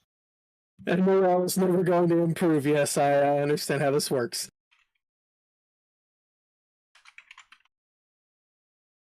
Just as long as we're all clear on what's happening. All too well, unfortunately. You know, serious props though, Sign, for being able to take these beatings in mostly good humor. Well, I was you gonna say, Well, I give him props for it. It helps that we're all obviously joking. no, but- Killionaire. He's talking about Windows 10 Home, the free edition of Windows that allows you to use Windows without paying for it. yuck. No, I had a pro. I actually had a pro You license. see, I have the highest version of Windows at all times because I was grandfathered in on the Microsoft License Exchange project. Yep. You know, I'm still shocked that they are still honoring that. Yeah, they're still honoring it. Like, Rooster Teeth stopped honoring their grandfather clause at some point, which is when I fully ran away from the company. Yeah, I don't think They're you like, can you still don't do have a the- choice anymore. It's like, oh, okay, so you no longer care about customers. Got it. They stopped caring about customers years ago. Well, No, there was still that little tiny hope when if you were hey, Max, if I you was were- right. if you had I come was in right, from Max. the sponsor era, which is when I'd come in, I was like, okay, there's still hope that they can turn this around. I And the was moment, right. like, yeah, anyone who used to be a sponsor, you guys don't get to do the 15 a year anymore. Now you're being bumped up to the new price, and there's no choice. The Matt's like, well, you get no more money then. I told Yeah, Max that's fucking dumb. Cancel. back in 2015 that it was the beginning of the end for Rooster Teeth because they stopped doing their webcomic, which means they would stop being funny. And I was fucking right. Yeah, I actually don't really remember that many fond memories after the comic ended.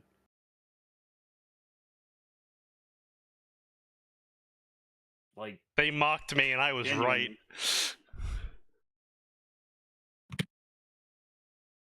The Who even wrote webcomic. webcomic again? Huh? It was Gus. It was Gus. No, It was no, Gus? No. What? No. It was the It was the Oh two. no, wait, no. It was the two emo piercing tattoo people. It was Griff, You're who right, was yeah. Jeff's wife, and I can't remember the other dude's name. But yeah, no, that webcomic That webcomic pretty fun. gave me hope because the point of the webcomic was to make fun of everyone, including especially Rooster Teeth and their office environment. And then it fell flat. Well, no, they No, fired the no. artists. No, they didn't. Oh, What- my bad. As far as I know, didn't. Griffin? Whatever her name is. She Griffin left of her own accord. yeah, she There- left. Do Yeah. her own thing. Because at Oh. that point, she and Jeff were having some problem with their marriage. Yes, and they got they're- divorced a couple years later. Yeah, they were having Well, I marriage mean, problems. to be honest, and... she's not marriage material. No. which- which- Oof. I mean, Uh, the piercings, goth wear, and tattoos would have tipped you off on that one. I mean, hang on a minute. Jeff is tatted come up to hell and appears to be the best dad and husband. Well, it's or at least he different. tries to be. He tries to be. Bless him. I can't remember the other guy's name. But yeah, point being is that Jordan? the I think it was Jordan. the comic was an outlet to make fun of themselves. And when they killed the comic and they didn't restart the comic, that just spoke to me that it was a shift inside of the company, that humor was no longer going to be tolerated. And I was right. Yes. Honestly, you know, I think the biggest, like, Yeah, Sora. one of the worst things, which one, I'm kind of partially glad it didn't go through, but at the same time, it's like, man, no fucking balls.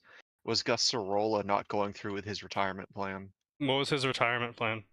Blowing A up shotgun. The moment he hit the age of 40, he'd be on his porch with a shotgun. killing and that's it. himself or shooting people? Shooting people. Killing himself. Oh, okay, fair enough. Like, what? Yeah, fair That was enough. his retirement plan. Shotgun on the porch. Once he hit the age of Wow. 40. Yeah, someone was like, "What's your retirement plan?" He said, shotgun in my mouth at 40." Wow. Okay, Like, cuss. They had story. They all shared the same story. It was like, yeah, so we actually went when we had enough money looking at retirement options and benefits. And the person that we hired, the consultant, came out looking worried after Gus came out. I can't imagine why. I won't have to worry about my retirement. I got it in hand. Bang. I can't imagine why the man who is allergic to anything. No, And that was everything. actually, he claimed that's what he said. I don't have to worry about retirement. Yeah, I know. It's like, what do you mean? What did he mean by this? A shotgun? What do you mean shotgun? Shotgun. Shotgun. Yeah, I mean, it's just, you know, they lost something along the way. Yeah, no shit. Here's the thing. It's not just. I don't think it's just that they lost something. I fully agree they lost something. It's that they kept losing something, right? Yes. Every time another person that wasn't like, Joel left. Well, yes, but I meant more along the lines of, I don't know what it was, right? I don't know whether they were also irreverent, that they just hated everything mainstream and so they bought into the left's message, or it was because it became mainstream. Exactly, that's what I'm saying. But they were already too deep in the cult at that point. I don't know whether it was they were looking at their financials and they were looking at the DEI money and going, well, we could. I don't know what it was. I don't know, because again, this is another very common thing, is you start off as a small group. It's a more relaxed environment, but suddenly you make it big. And you get bigger, and you start hiring some people, and you're like, okay, guys, we kind of got to organize this a little bit. And there's some grumbling, but it's like, yeah, we do kind of got to organize this. And then there's inevitably that one person who takes it a little bit too seriously and tries to turn the group of friends, which is what made them successful, into an office management environment, which is why everyone else wasn't succeeding. And then the fun kind of gets killed from there. I don't know what the source was. All I know is they lost something. Whether that something was dignity, whether that something was sense, whether that something was pride, I don't know, but they lost it.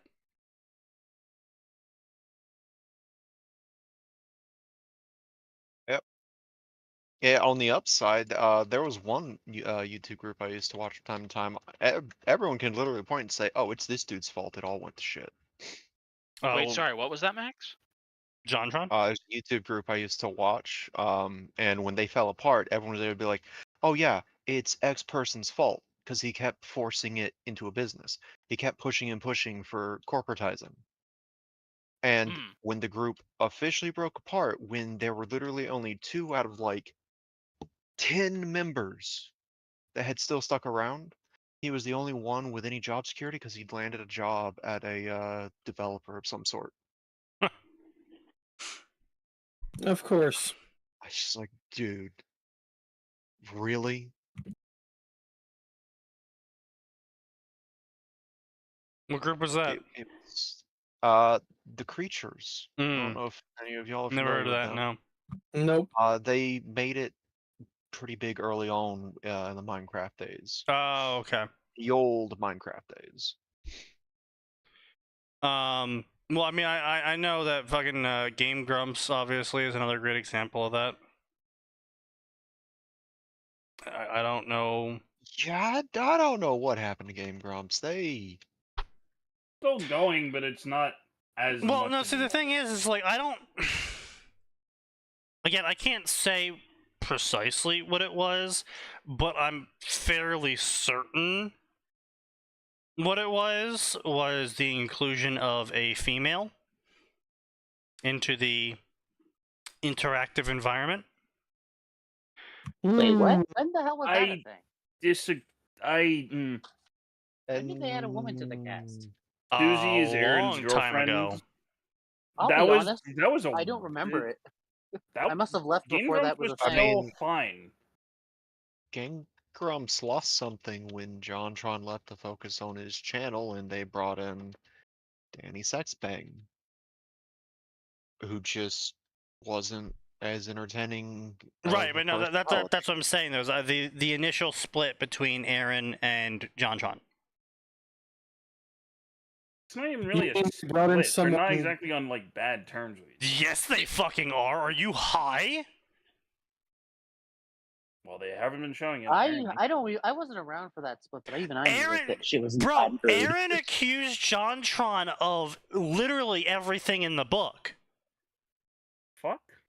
Oh, I did not hear about that. I didn't I hear knew it was messy split, but that was it. Yeah, Jesus, yeah. He was like, oh, sexual okay. harassment, and he's a racist, Nazi, homophobe, and he blah, blah, blah, blah. So she just started throwing out buzzwords. No, not she. Both of them. It was No, his girlfriend was like, oh, sexual harassment and shit, and Aaron was like, yeah, he was also a Nazi, racist, homophobe, transphobe. I don't remember this shit.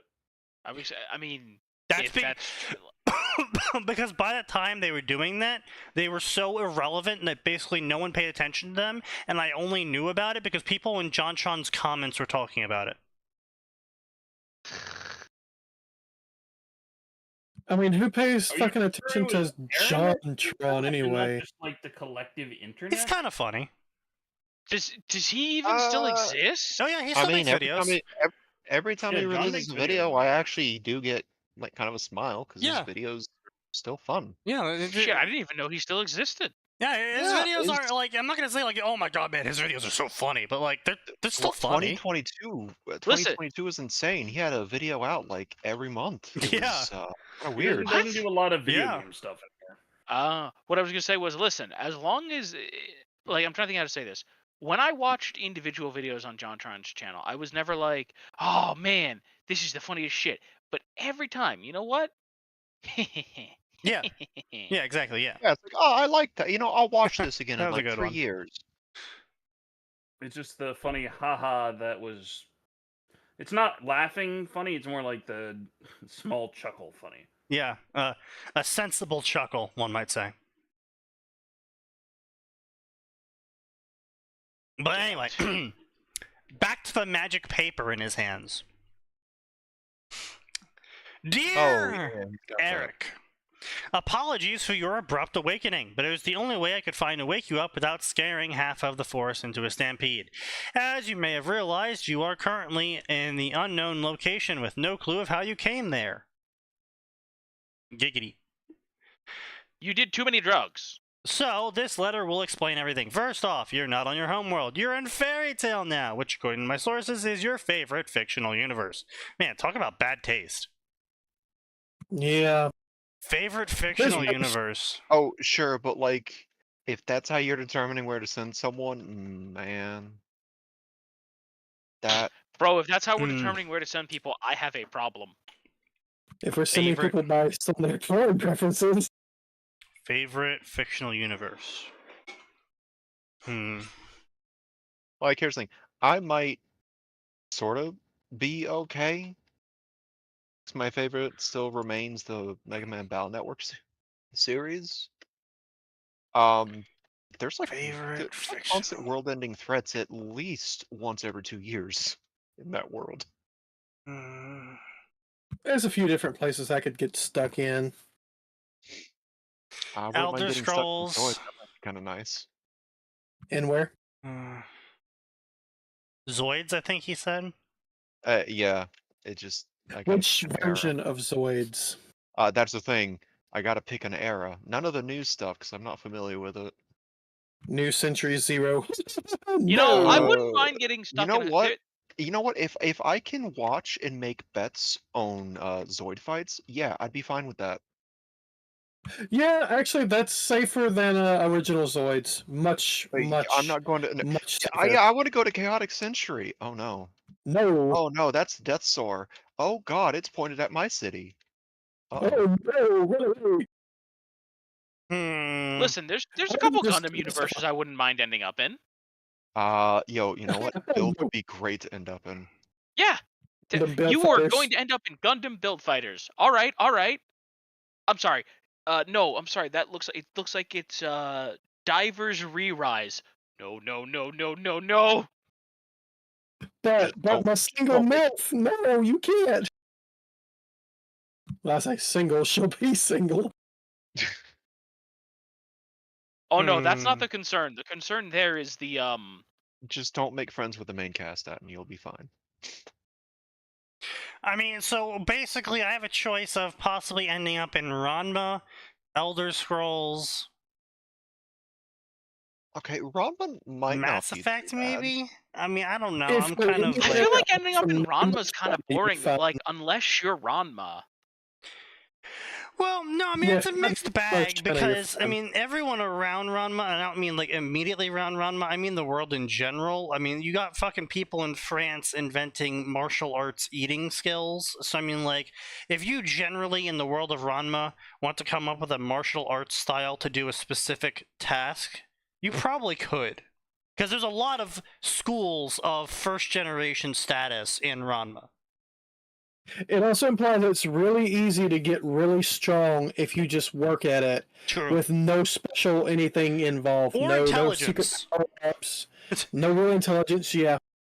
Okay, well, here's the question then, Sneaky. What kind of martial arts would you create or attempt to create? I would create the sloth-based martial art. You know, that probably exists in some expanded material. The martial somewhere. arts of slacking. The only problem is that it takes 5 turns for you to get ready to do anything. Yes, but on that final turn. Oh, I that have final invented the turn, most he says, terrifying that's 2 martial HP. art. Procrastination. Sneaky at 2 HP on the 5th turn. Ah, it's even. Ah, finally. A worthy opponent. At like 40 Sneaky HP on the and ground, bleeding. bleeding out, busted lip.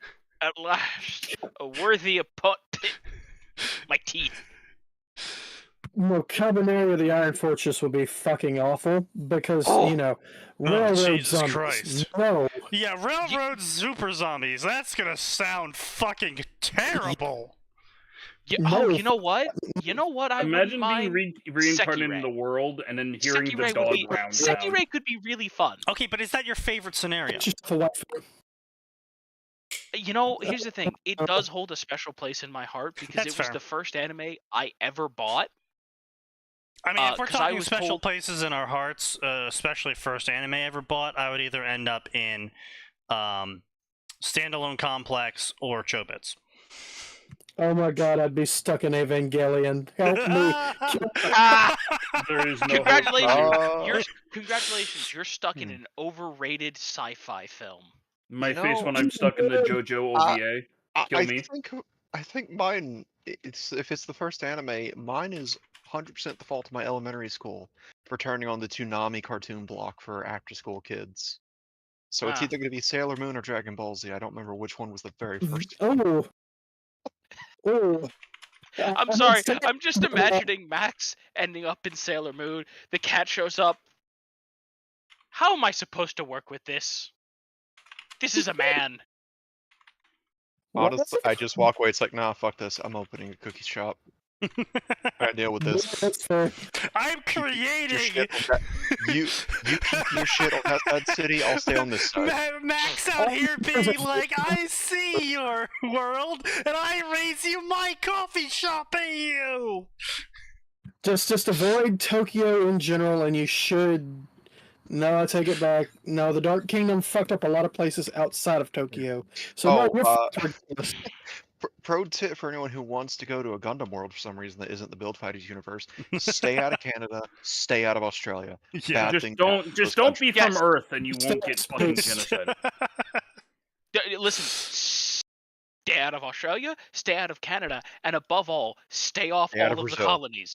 Do not go to Stay the out of colonies. So, It's Me, when I avoid see an Earthling, Brazil I like am the plague as colony well. dropping. So, Aura, to catch you up, what we're talking about is that the author was isekai'd into fairy tale because the random omnipotent being is saying that his favorite universe was fairy tale, so that's where he sent him. And we're talking about how our favorites would either be good or bad because we would end up there. Not because what world we want to go to, it's, oh, I watch a lot of this content, oh fuck, that's where I'm going to end up, no, please no. Basically, how fucked are you? Which some of us, we're going to end up just fine because it's a fairly friendly world with like 1 or 2 caveats. Yeah, And yeah. Are, I'm others ending are in up trouble. either in Elder Scrolls, which is gonna be fucking silly, or Ranma, which is gonna be fucking silly. Oh, oh shit, you're right, Pokemon. Ooh. You know Pokemon what? has a lot of. I really liked Pokemon for a very long time. Well, okay, hang on a second. Which world of Pokemon? Because the anime world doesn't have anywhere near the crap going on Games. that the games do. Ooh, okay, yeah, you might be in trouble. Yeah. Oh, you're There could be a slight issue there. Yeah, slight issue.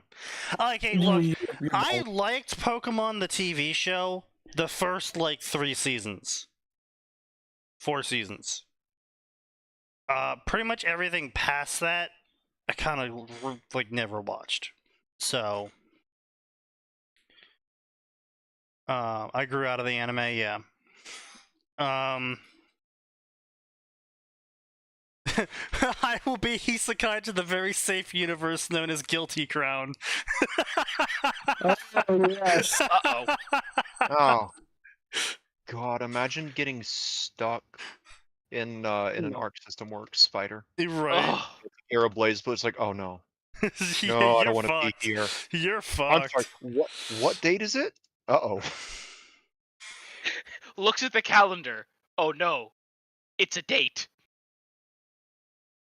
Hey, you It's know any what, time. Max? On the upside, if you did get isekai'd into Guilty Gear, you would probably meet Happy Chaos. That's not a good thing. Yes, it is. It's really not. Now, something that I think would He be kills really interesting. people for fun. Yes. I mean, yes. Now, here's the thing. I think Max ends up there. Oh, aha! It's the Void Traveler. His powers are mystical. Oh, please leave me alone. I don't want to fight you. He's so humble. He's so humble, truly. He must be immense in Wise. strength and power. No, really, I just want to make my grits. Please, just Dude, buy a fucking- muffin and leave.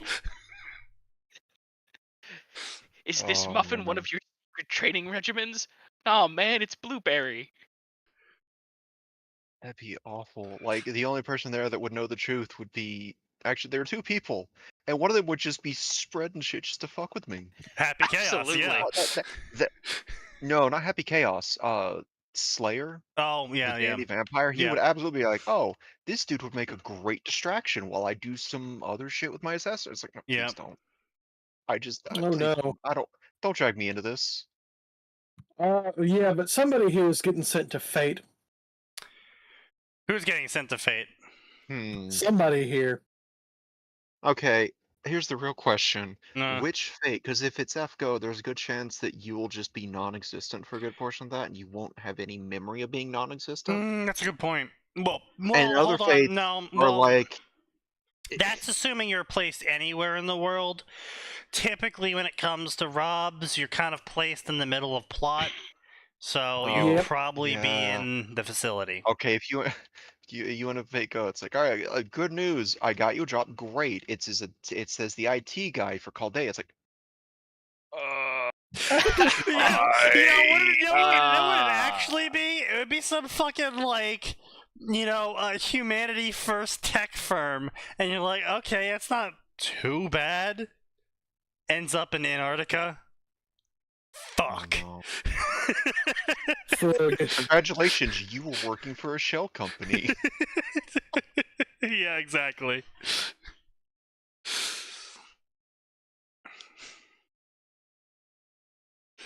I shall wonder. Anyway, blah blah blah. And before you start, I changed your body's composition to match that of the inhabitants of this world, as well as something else that fits who you really are. Just know that this will let you become the strongest in the world, or the strongest if you desire to be the strongest. But I mean, you know, you do you. I know you don't like being second to anyone. I mean... Okay, that's... You know, I appreciate the author being honest with their narcissism, if nothing else. I mean, like, look, I don't care that there's people stronger than me. I only care that there be people that would be trying to force me to do shit. That's my line. I don't really care that there's a bigger fish. There's always going to be a bigger fish. Look, if there's a bigger fish than me, that means the other fish will leave me alone, probably. Yeah, so...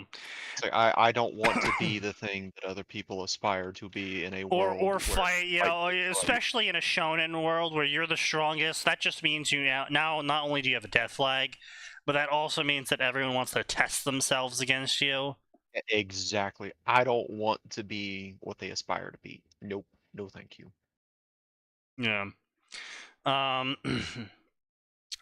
Next, you have been placed in a forest near a certain guild hall. No, it's not Fairy Tail. You have to find out what guild it is for yourself. Why even bother then? All you need to know is that this guild is 5 kilometers to your southeast, which is diagonally forward and left of the direction you are currently facing. Well, I mean, that's fair enough, I guess. Finally, the reason why you're not panicking about this is because I've sealed away of your memories. So you don't have to worry about feeling any of the pain and anguish of dying over and over every time you think about it. I mean, fair enough, I suppose. I mean, if you, it's, you know, that's actually not a bad choice to make for writing. It's like, you know you died, you just don't remember it, so you don't have to worry about it. Well, that's enough about that, so good luck. By the way, I'm God. P.S. In a few seconds, you'll be hit with all the memories of your current life. What? Eric blinked a few times at the paper, but it appears reading the letter was all he needed to do, as the paper burned away, leaving the human staring at thin air for the next minute. That's a really weird phrase, the human. Before he sighed as he turned and started walking in the direction the letter said the guild was. God. He needed to sleep the stress of today away and figure out what was going on. So the new memories hit Eric as soon as he walked just a few meters away from the forest clearing, and he could only grit his teeth as a migraine shot through his skull, leaving him stumbling and blinking profusely to try and focus his vision as he watched the life of Eric Creed, the mage. For a moment, he first awakened his magic at the start of his training under his now-deceased father, who was formerly a rune knight. He remembered when his village was razed to the ground by a group of Zerif cultists who captured him along with the children of his village before they were taken to one of the many hidden mines of the cults scattered through the Earthland. However, just yesterday, he managed to escape as the sole survivor after waking up in the middle of the camp in the middle of a bunch of dead bodies and everyone else was dead. He suspected it was the result of one of the new captives, having been a thief that lockpicked his magic suppressant cuffs, and since he had not used his magic in who knows how long, it went rampant. Ain't no way I just became my own character.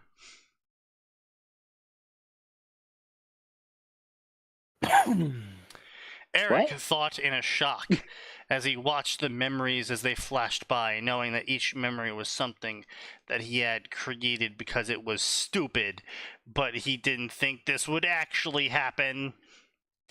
I mean, hey, look, that's kind of like a good personal creed to hold as well, you know, just make the characters, that's all well and dandy, but just edge on the safe side that you aren't going to be put on trial by those same characters once you die.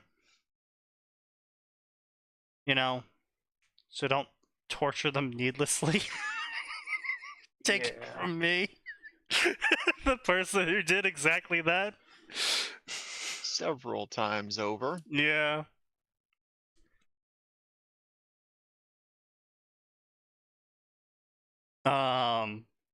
Oh, someone posted one of those fucking memes, Max, of like, oh, your profile picture appears in front of you, or appears, pushing you down on your bed. What happens next? And I was like, Oh, that one. fire, Oh, a lot of fire, a lot of fire. yeah. Did you say something about like sex too? Oh, yeah. I remember you post that one. I'm like, oh, I'll be fine with my profile picture. And I looked at yours like, oh, Sneaky's dead. I'm fucked. Sneaky's dead. This is adorable. Give her many head pats. Like, at worst, I have to worry about my wallet for pudding, I guess. Who Yep. is that on your profile picture? Is that Jean?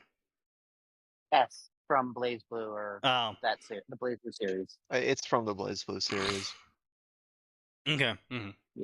Yeah, she appeared in a prequel for the Blaze Blue series and then became a main character in like the last main game. Sort of a prequel, but not really. But yes, because Arxis can't make linear stories for some fuck all I reason. died because Hovel. Well, I mean, Hovel wouldn't kill you intentionally. Probably. I mean that. Oh, hang on. If it's hollowed out Hovel, probably. If Oh, it's yeah, normal Hovel, his probably just like, what? Where am I? Not again. I was fighting the dragon. Can you please put me back? Like, you will 100% be okay as long as it's not hollowed out Hovel in the bottom of the tower. Yeah. We have no reason to believe he would just kill a random human on sight. Yeah. But Oh wait, I thought wasn't the prompt the character in your profile appears on your bed or on you or on the bed? I almost could just crush him just from being heavy. Oh well, I'm. You know, you know what? Yeah, If that's that's what true. it is, yes, he is dead. Yeah. Through no fault of anyone's. no it fault was of all anyone, it was all just unfortunate circumstances. You are but, Bug, and you have been crushed. Yeah. Nose hair's in for an experience, I suppose.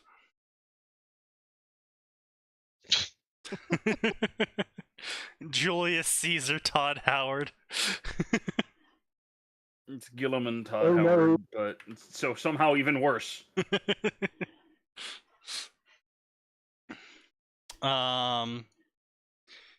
Let's see, blah, blah, blah. If he knew this would have happened, he would have given himself the every ability of, like, Gojo or Ramiru. Ah, yes, of course. If I had known I would have been isekai'd as my own unpublished story, then I would have given myself more powers. Yeah. Yeah, well, that's kind of the point, buddy. Like, what is the point of even pointing that out? If I'd known I would have died, I wouldn't have died. Yeah. If I'd known I would die, I would have prepared better. No shit.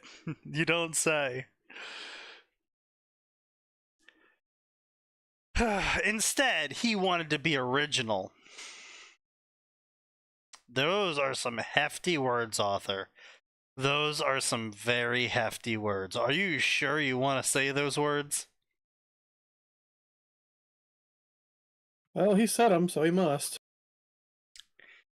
Instead, he wanted to be original and only created a character with his magic already unlocked and a super shitty background to give him the determination to become strong.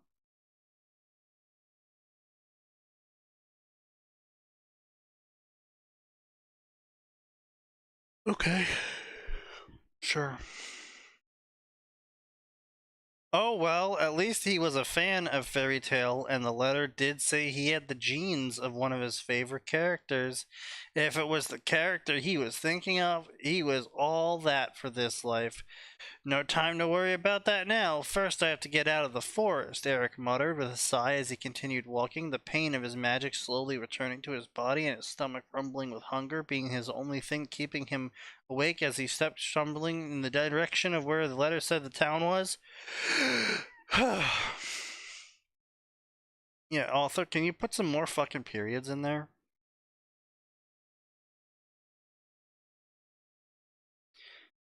Eric felt his consciousness slowly sinking into slumber as he kept walking for a full 10 minutes before his legs failed him, his sore body falling to the ground before he gritted as he dug his fingers into the ground and started dragging his body towards the village. Really, you don't have the strength to walk, but you do have the strength to literally drag yourself along the ground. Another paragraph-long sentence. Many such cases. Oi, kid, you okay? Eric blinked as he heard the voice to his right, slowly turning his head while blinking. Yes, Arthur, we know he was blinking. In order for his bleary vision to focus, he saw a humanoid figure walking closer. Yo, guy, we have one here. Eric stared at man with hair and bun before he decided to do only thing that he'd been wanting to do ever since he woke up. He fell asleep. Damn Miera.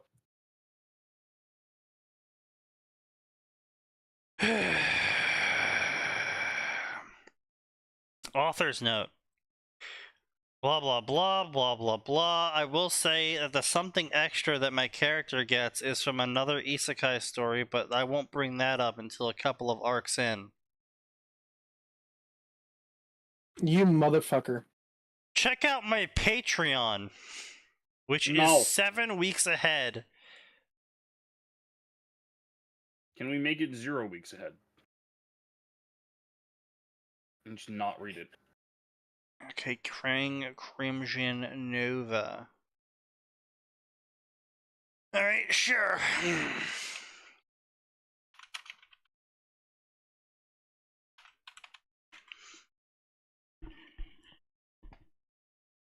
Hmm. Hmm. Hmm. 21st century schizoid man. I didn't know he was writing a story about Usign. Hi. No. I'm not schizo. That's a nice joke sign. You are. Eat dicks.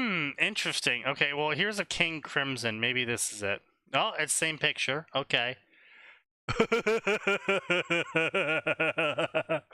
is King Crimson here? Oh no, I'm concerned. Sneaky's laughing He evilly. doesn't have a creator page anymore. Oh dear. Oh no. Oh no. Oh no. Anyway.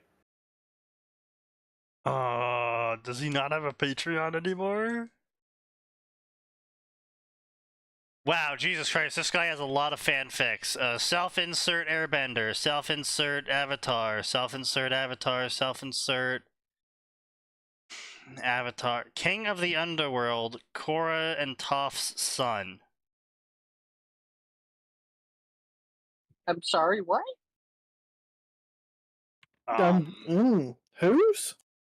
Korra and Toph. Did I hear right? Yep. High School DxD, self-insert. Fallen Angel, self-insert. Susanu's Demigod Son, self-insert. Theodora, self-insert. Demon Slayer Rui, self-insert. Demon Slayer Mark, self-insert. Demon Kaigeku, self-insert. Dragon Ball, self-insert. Dragon Ball, self-insert. Dragon Ball, self-insert. Fairy Tail Loxus, self-insert. Fairy Tail, self-insert. Fairy Tail, self-insert. A lot of self-inserts.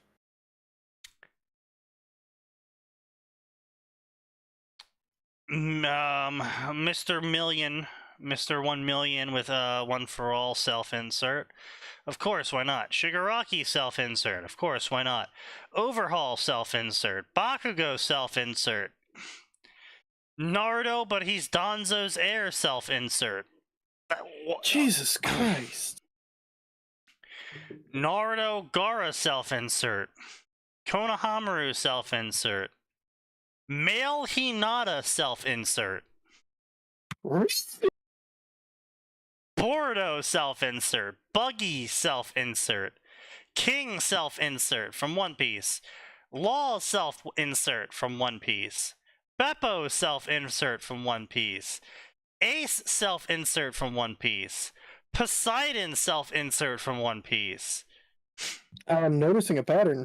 Eustace Kid self-insert from One Piece. Overlord self-insert.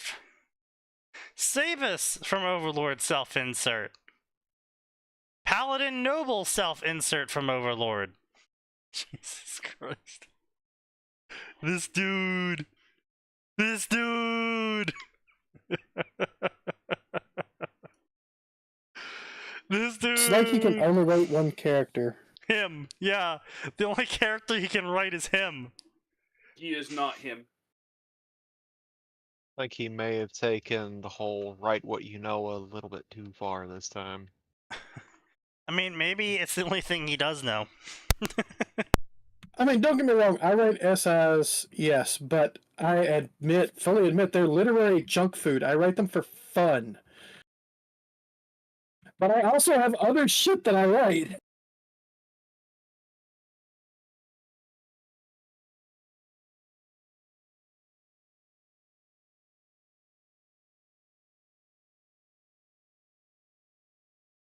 Don't worry, Sign, we believe you. Right, everyone? We all believe God Sign, right? damn it. I'm not I'm gonna here to, lie. Something like that. No, I don't. I'm hitting a lot of X to doubt. Yeah, maybe. A little bit. A couple. What other non-self-insert shit, Sign?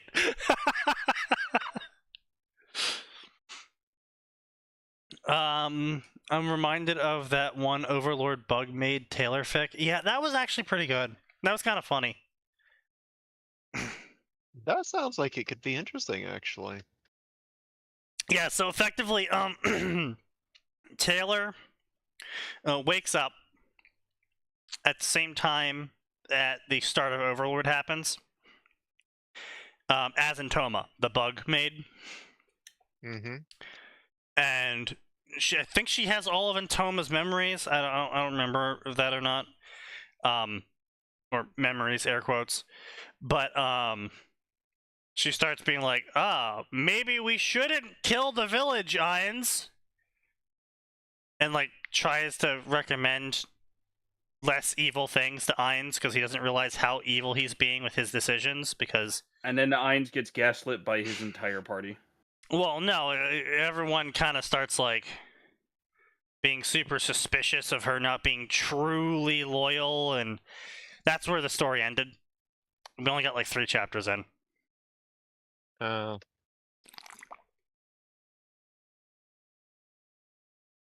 Maybe because they realize that, they're all a bunch of sycophants, and there's no way to really go against Ainz. I mean, it sort of was like that. Because, I mean, it's like, Entoma's pretty weak. A majority of the plot is progressed in Overlord simply by Ainz being so much stronger than everyone else. So, yeah. Also, this dude has a habit of... Now, I will give the guy credit where credit's due. First story. A DXD story. Self-insert OC. This OC holds the greatest power to exist. Will he achieve his goal or will he be destroyed? 20 chapters, 80k words. He wrote it for a year. So not a year. 5 months. Pretty good. Both in pacing and in word count. His next attempt of official stories. So all the stories I read earlier, the premise, were all just attempts. The fan fiction he wants to try next. These are the ones he's actually written. His next attempt was the Unholy Wolf of House Gremory, which was he floated there in the void, and then he got asked, "How would you like to live out your fantasies and turn them into a reality?" Featuring a self-insert OC, 68 chapters, 285k words, and he has been updating that one over the course of the past 2 years, and it's still going. So, like I said, credit where it's due. He's writing it. The other one he's got here is Arctic Trident. Being the son of Poseidon and leader of an organization is stressful. Thankfully, I have a busty, blonde, nine-tailed waifu, her daughter, and a silver-haired Valkyrie on my side to deal with it. Now, if only I didn't have to be a teacher for a bunch of teenage girls, my life would be amazing. A demigod OC who turns into an OP demigod OC without a sacred gear. 69 chapters, 250k words. He's been updating that one also for the past 2 years. Featuring a self-insert OC with a harem of Yasaka and Roswis. I mean, can't fault his taste on those, but You can't fault his taste, but his writing leaves much to be desired. It's like, yeah. Look, sometimes starting off with a strong main character and just kind of just being like, yeah, you know, we're just gonna have fun with it. Sometimes that works. Sometimes that's very enjoyable to read. Sometimes you're not there for the gritty, serious story. Sometimes you're just there to see silly shit happen. But when you position your character as strong, who will become OP by the end of the story, that sort of means it's not going to be one of those stories where Sid shows up and styles on everyone. It's going to be one of those stories where the already OP character gets more OP as time passes and gets OP enough to fight the things that he wasn't OP enough to fight before. That is the implication, yes. Yeah. Also, he already starts with a ongoing relationship with two characters who you really should be explaining how that one fucking happened, especially as the son of Poseidon being in Japan dating the high priest of the Shinto pantheon. Don't worry. Yeah, kind of need to know that. Yeah. The leader of the not the Shinto pantheon, but there's a yokai faction. Yeah, West Yokai. Yeah, she's kind of a big deal. Yeah. A very big deal. Yeah, so I am not super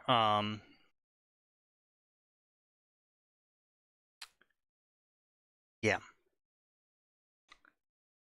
But yeah, maybe it's Nova King? Nope, not Nova King.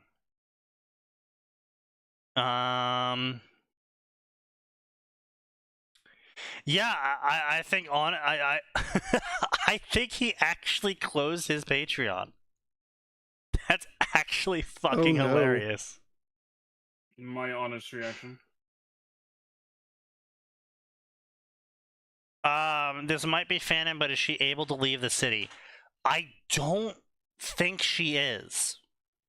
It's not that she can't, it's that if she does, things will kind of go out of control. Yeah, I think she's like physically. Yeah, I think she's like some sort of linchpin on the ley lines or some shit. Yeah, that too. Like she has a spirit barrier or some shit up for some reason. Yeah. But also, if she did leave, then everything would politically go kind of. Yeah, her whole. It would politically go oops. Yeah, so an OP Greek demigod married an extremely powerful Japanese yokai. You forgot the one part where that Japanese yokai is also the high priestess to the strongest god of the Shinto pantheon, and is in a relationship with a Norse Valkyrie. Yes. Also, he's teaching school where the two sisters of the leaders of the Devil faction are. Yeah. Yes. Yeah. He's not going to stand out at all, No, is he? no, of course not. No, I'm sure he hasn't had a million know. background checks. Yeah, no one would know. He's completely forgettable. He is the everyman normie. He doesn't stand out at all. Yes, he is truly the everyman. Oh, God. I'd rather read a story like Signs of Rudea story where just random ass casual wizard learning, just doing shit, gets involved with stuff, rather than this OP bullshit, because that's just boring and just kind of skips a lot of what might have been interesting content, potentially. Maybe. I don't know. I'm just being nice. Oof. Oh boy! Okay, so this story is a fucking shitter as well. So the next up story. So we get another self-insert OC, who's also in Fairy Tale. This story is called Through the Magic Portal by Artistic Anne. The 11th story in the Jean Fairy Tale series. Excuse you?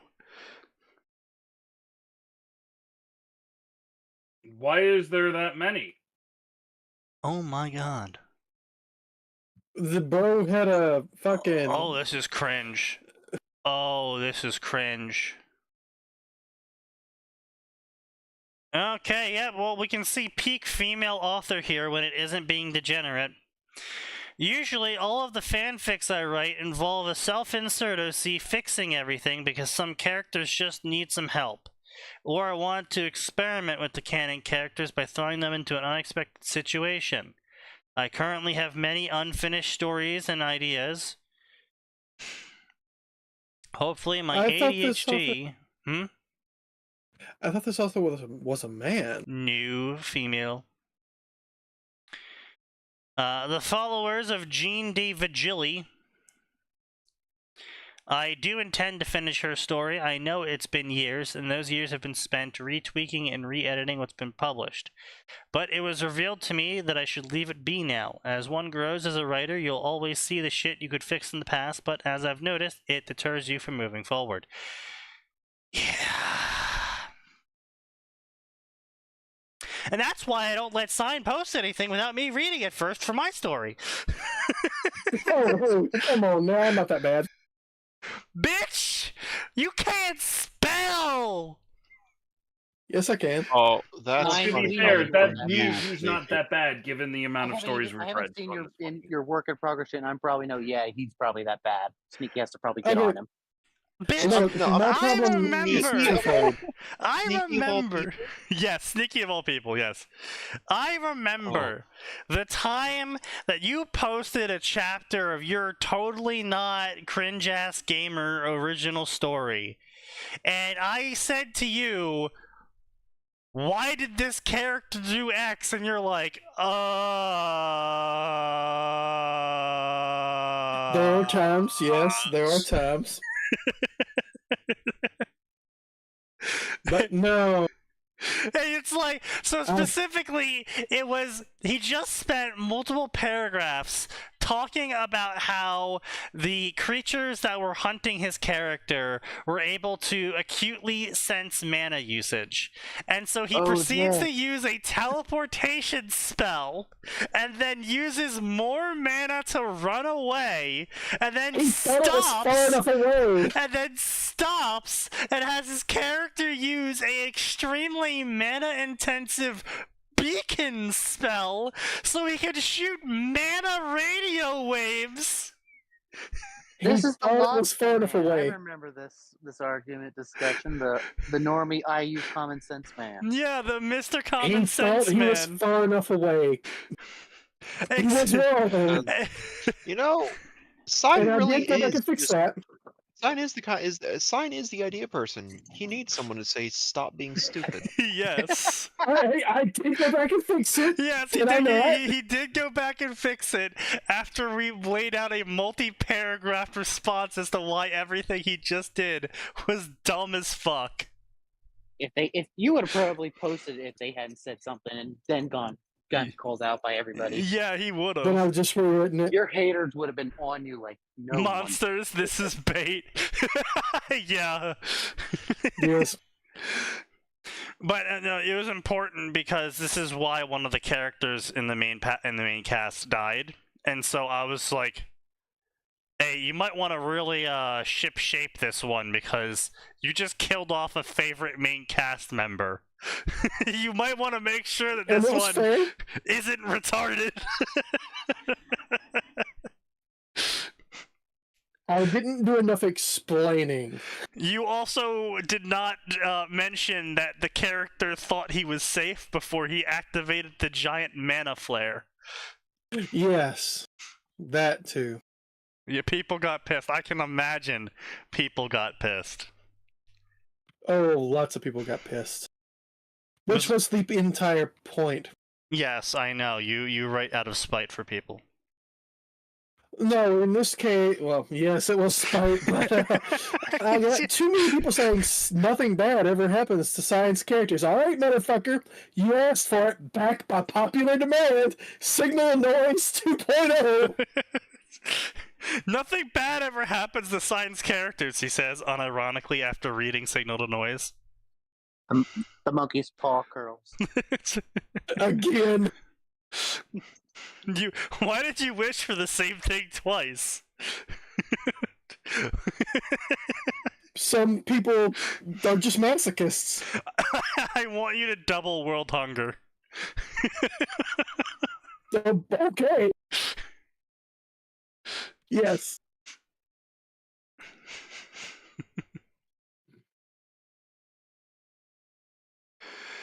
Oh, God.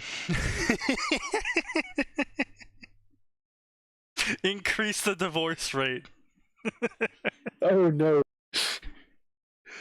Yeah, that actually, tell you about a story I had an idea for about that. What?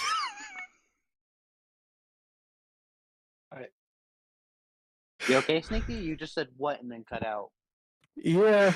I'm sitting over here talking about doubling the divorce rate, and Sign's like, yeah, so I've been thinking about a porn story about that idea. No porn story, just well, there would be porn. Yeah. Fine. Yeah. Don't deny it. Yeah. You have no right to deny Yeah. that. Yeah. Yes, there would be porn. Yeah. Whenever you have an idea, Are we gonna have to pull out the rock gift? Do I need to tap the sign? Yes. Okay, but no, seriously, alright. So the premise is basically dude dies, reincarnates, meets the goddess of chaos, who pulled him out of the reincarnation cycle because she's sitting there going, you know what? You died with a lot of hate and grudges. You know, I can totally use this, and I really hate this stagnation thing going on. So what I'm going to do is I'm going to give you 3 curses you can lay on the earth. And the guy's sitting there, okay, you know what? I will use them for good. Curse, quote unquote, number 1. Everyone can see everyone else's significant relationship statistics above their head. So, body count, how many partners they've had, whether they've cheated before, if You're welcome, children of theirs. Oh, Chaos that- ensues. Oh, that would. Oh, Me walking into the club with all zeros. My shitposting gave birth, help make this thing. Nose big man walking into a club. It's literally all zeros above my head. You cannot touch me, peasants. I feel that. I am a feel that. sage. I am above all of you. I am a wizard. But yeah, basically devolves into... Levitate into the Let me make club. another... Let me do another curse to fix it. It gets worse. I promise, I'm not trying to fuck things up. It gets worse. Yeah, exactly. I'll make everyone more honest. Everything goes to shit. No Well, one can ever lie to each other again. Yes, exactly. Everything goes to shit. We literally had a movie of that. It did not end well. Well, no. See, the difference is that it's not that no one can lie ever again. It's that no one can lie about a relationship status, which is a very critical, intimate part of their life with someone else. Lying is. Oh no, I was saying he'd make a second curse where nobody can lie. Period. That's just cringy then. Like the first one's Yeah, funny. fair. The no one can lie is just cringy. Also, kind of redundant. It's like, why did you fuck 76? Politicians have to be honest. Why did you fuck 76 men? Oh well, they forced me. Yeah, that was a lie. It shows she's lying. Everyone will know exactly who is most compatible with them as long as they can remain faithful. They can bind at a soul level. Yes.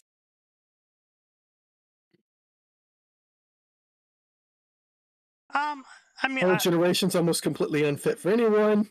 I don't think Really. that people are incapable of pair bonding that strongly. I just think there's a subsection of society that is antagonistic to that idea. The point being that there would be enough people incapable of it that it would be only a tiny minority of people Okay, I see. who I see. could. Yeah, no, that one's definitely not safe for stream. Yes. No way you made this guy real. Yeah, that's a real picture of Nose released on the internet. What the fuck? Oh.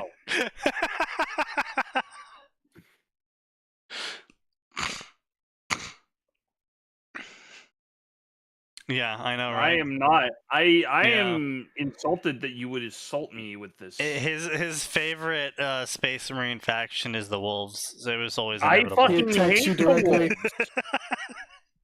Fuck Space Wolves. I hate Space Wolves so fucking much. That's right, Nose. You fuck those Space Wolves. Look, I am not a fan of the Wolves. I hate the stratagems. I hate the fact that they can pull shit out of fucking nowhere. I hate the fact that they're just like, oh, Lamau, you put all this shit on my board. Oh, you actually managed to get into melee with me? Lamau, bolter fire from across the fucking board. Lamau, Lamau, Lamau, Lamau, Lamau. So Fuck anyway, the the author is one of those very enjoyable types of Mexicans.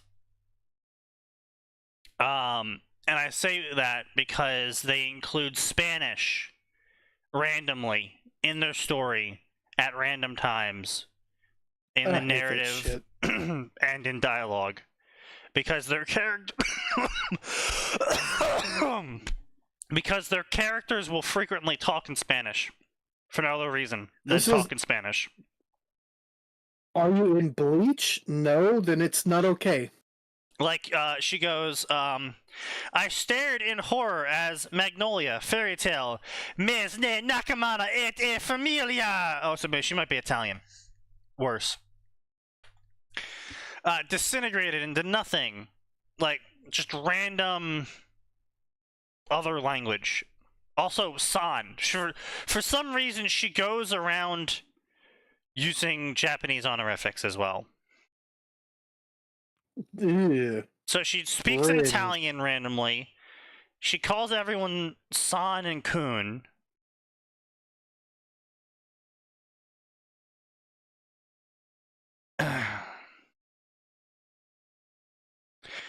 Iron Mouse randomly includes Spanish too, if I recall. She's cosmopolitan. Yeah, that's what I'm saying. Everyone's favorite foreigner is just like this person that's just like, oh, isn't it? Am I so quirky in America?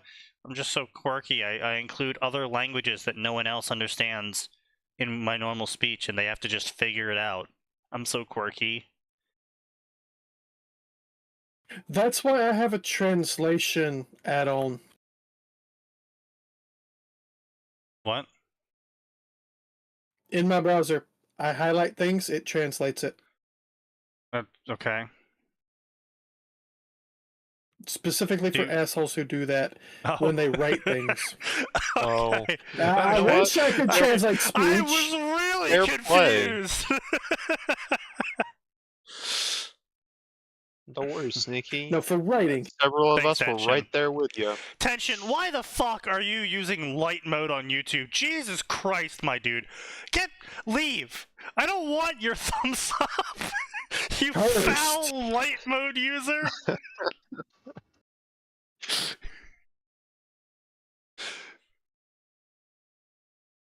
Thank you for the thumbs up, though.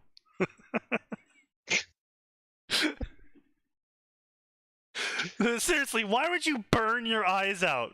God damn it, Tension!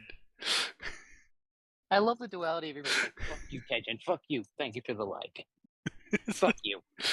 Well, that's just how I roll.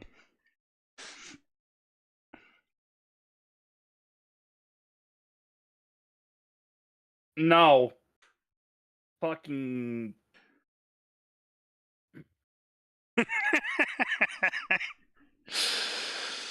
Oh god. So let's see. Can we find a non-self insert? Let's see. Black No. Dragon killed Fairy Tale, or so everyone thinks. Actually, blah blah blah. Tenro, blah blah. Probably a self-insert in there somewhere. I'm not gonna fucking be bothered. Fairy Tale Paragon. One choice diverts history. Instead of Natsu in the care of Igneal, Zareth searches for a different Dragon King, and everything is thrown in disarray. It's, self-insert OC, okay. Maid of Blackstone. War is approaching. Zareth's forces are arcing towards Fior. To gain the upper hand, the guild visits the temple. They stumble upon a rabbit hole. There's Natsu's dark and shrouded past, an alternate ending to the story. Natsu times Erzo. What the fuck? No. So this story is an AU along with this SI getting sent to the place. Yeah. Magma Dragon King. A difference in parentage can make a large change. When Igneal's heritage is changed to the Magma Dragon, it results in a new element, Dragon Slayer magic, for Natsu. Now, Natsu will strive to live up to his father's legacy as the Magma Dragon King by becoming the strongest Dragon Slayer and becoming the new Magma Dragon King. A different element Natsu, Royal Dragon Natsu. Natsu with a harem of Erza, Lucy, and Kanna.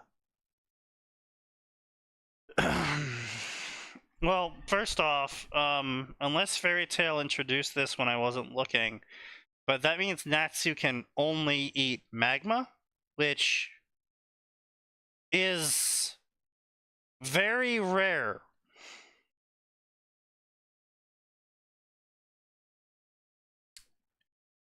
Yeah, that does get a bruh. That's definitely a bruh. Yeah, I agree. That's definitely a bruh.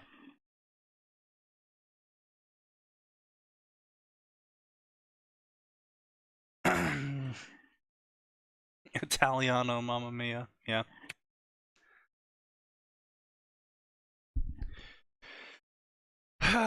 Let's see here.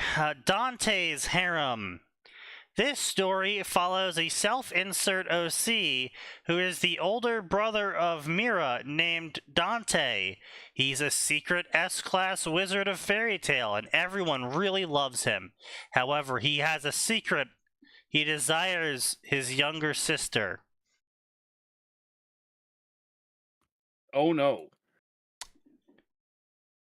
What happens when Okay. everyone discovers this secret? 464 chapters! 1.3 million words! They, Oh no. they had a lot to say about this, huh? Yeah, they did. 141 reviews with 741 favorites. Updated over the past 2 years.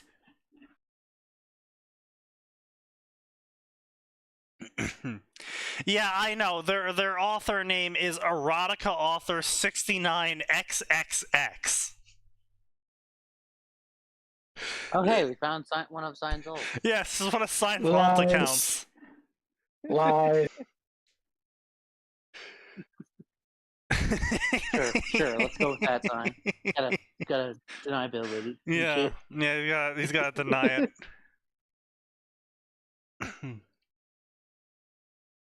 What the fuck? Ozai's Angels? Set after the events of The Beach, but before the Day of Black Sun.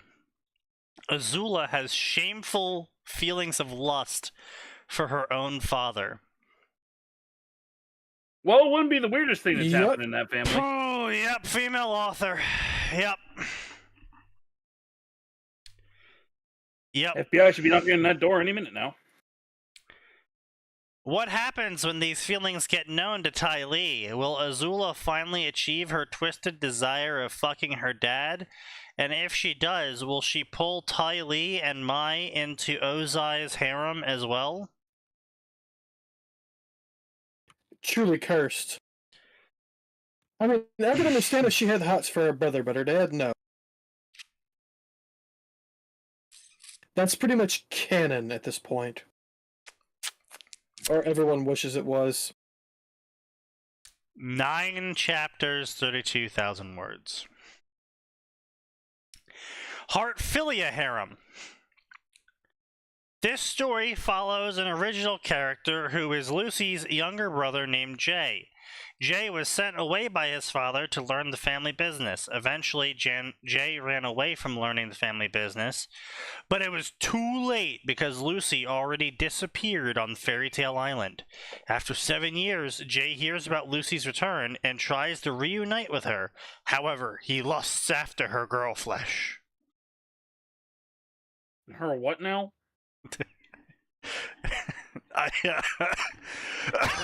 you McFucking what? I invented that What? last part.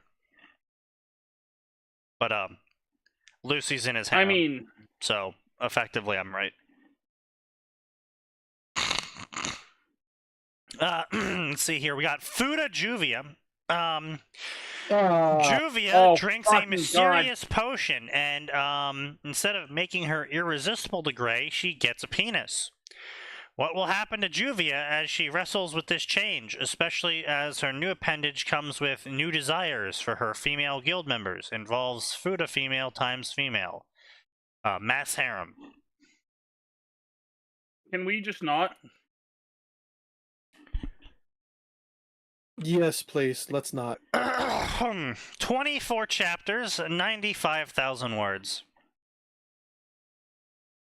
Still updating. Last updated last week. Hawaii has 180 people favorited that. Why do you Because think? people are horny. I'm laughing so hard I have a headache now. Well, good.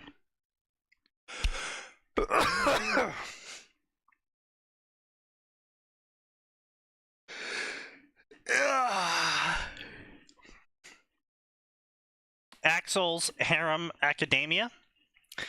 Being the number 9 ranked pro hero and top ranked music artist, Axel Jiro, older brother of Jiro, has a good life. When Axel is on the outside, one of the most popular heroes in all of Japan, he has a deep lust for his little sister.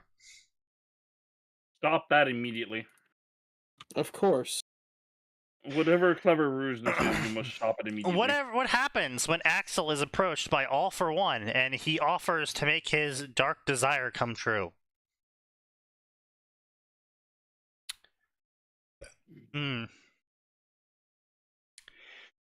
Okay. In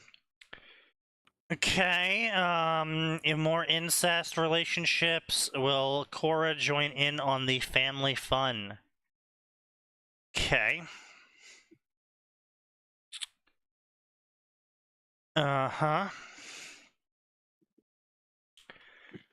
Levy's team bonding. Levy hates that her team is considered weak, and she knows it's all Jet and Joy's fault. That's the opposite of true. After getting an idea to motivate Jet and Joy to train harder in exchange for kissing her, Levy is hopeful that she can use their affection to motivate them. Little does Levy know this offer would grow as she became Team Shadowgear's free use slut.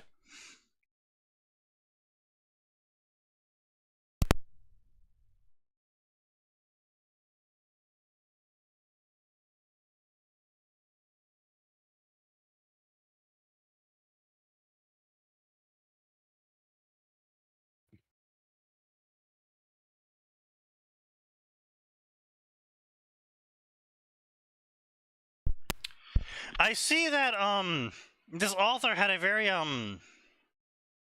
humble beginning.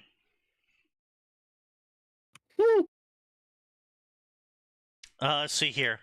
Wendy grows a cock. Wendy. Why are we reading these? Why is this a thing? Isn't this against, no, TOS? no, as Rules and long as I don't regulations, describe yeah. it. It's fine to say cock, and you just can't tell anyone what you're doing with it. Wendy discovers BDSM. She's a child. Author, I would appreciate it if you stopped immediately.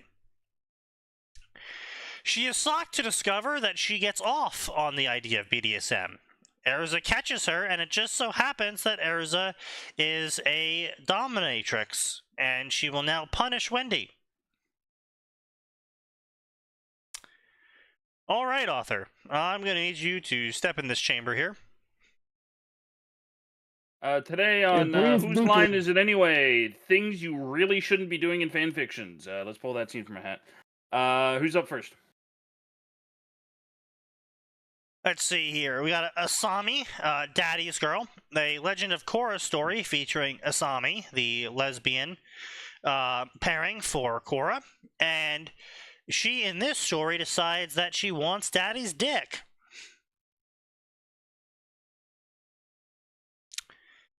Let's see. Club Sunshine Sluts, a Yakuza story.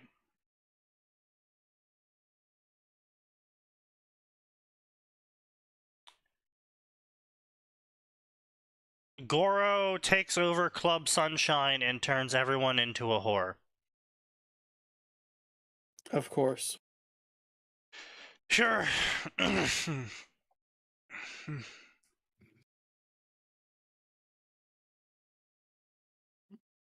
What the fuck else could go wrong,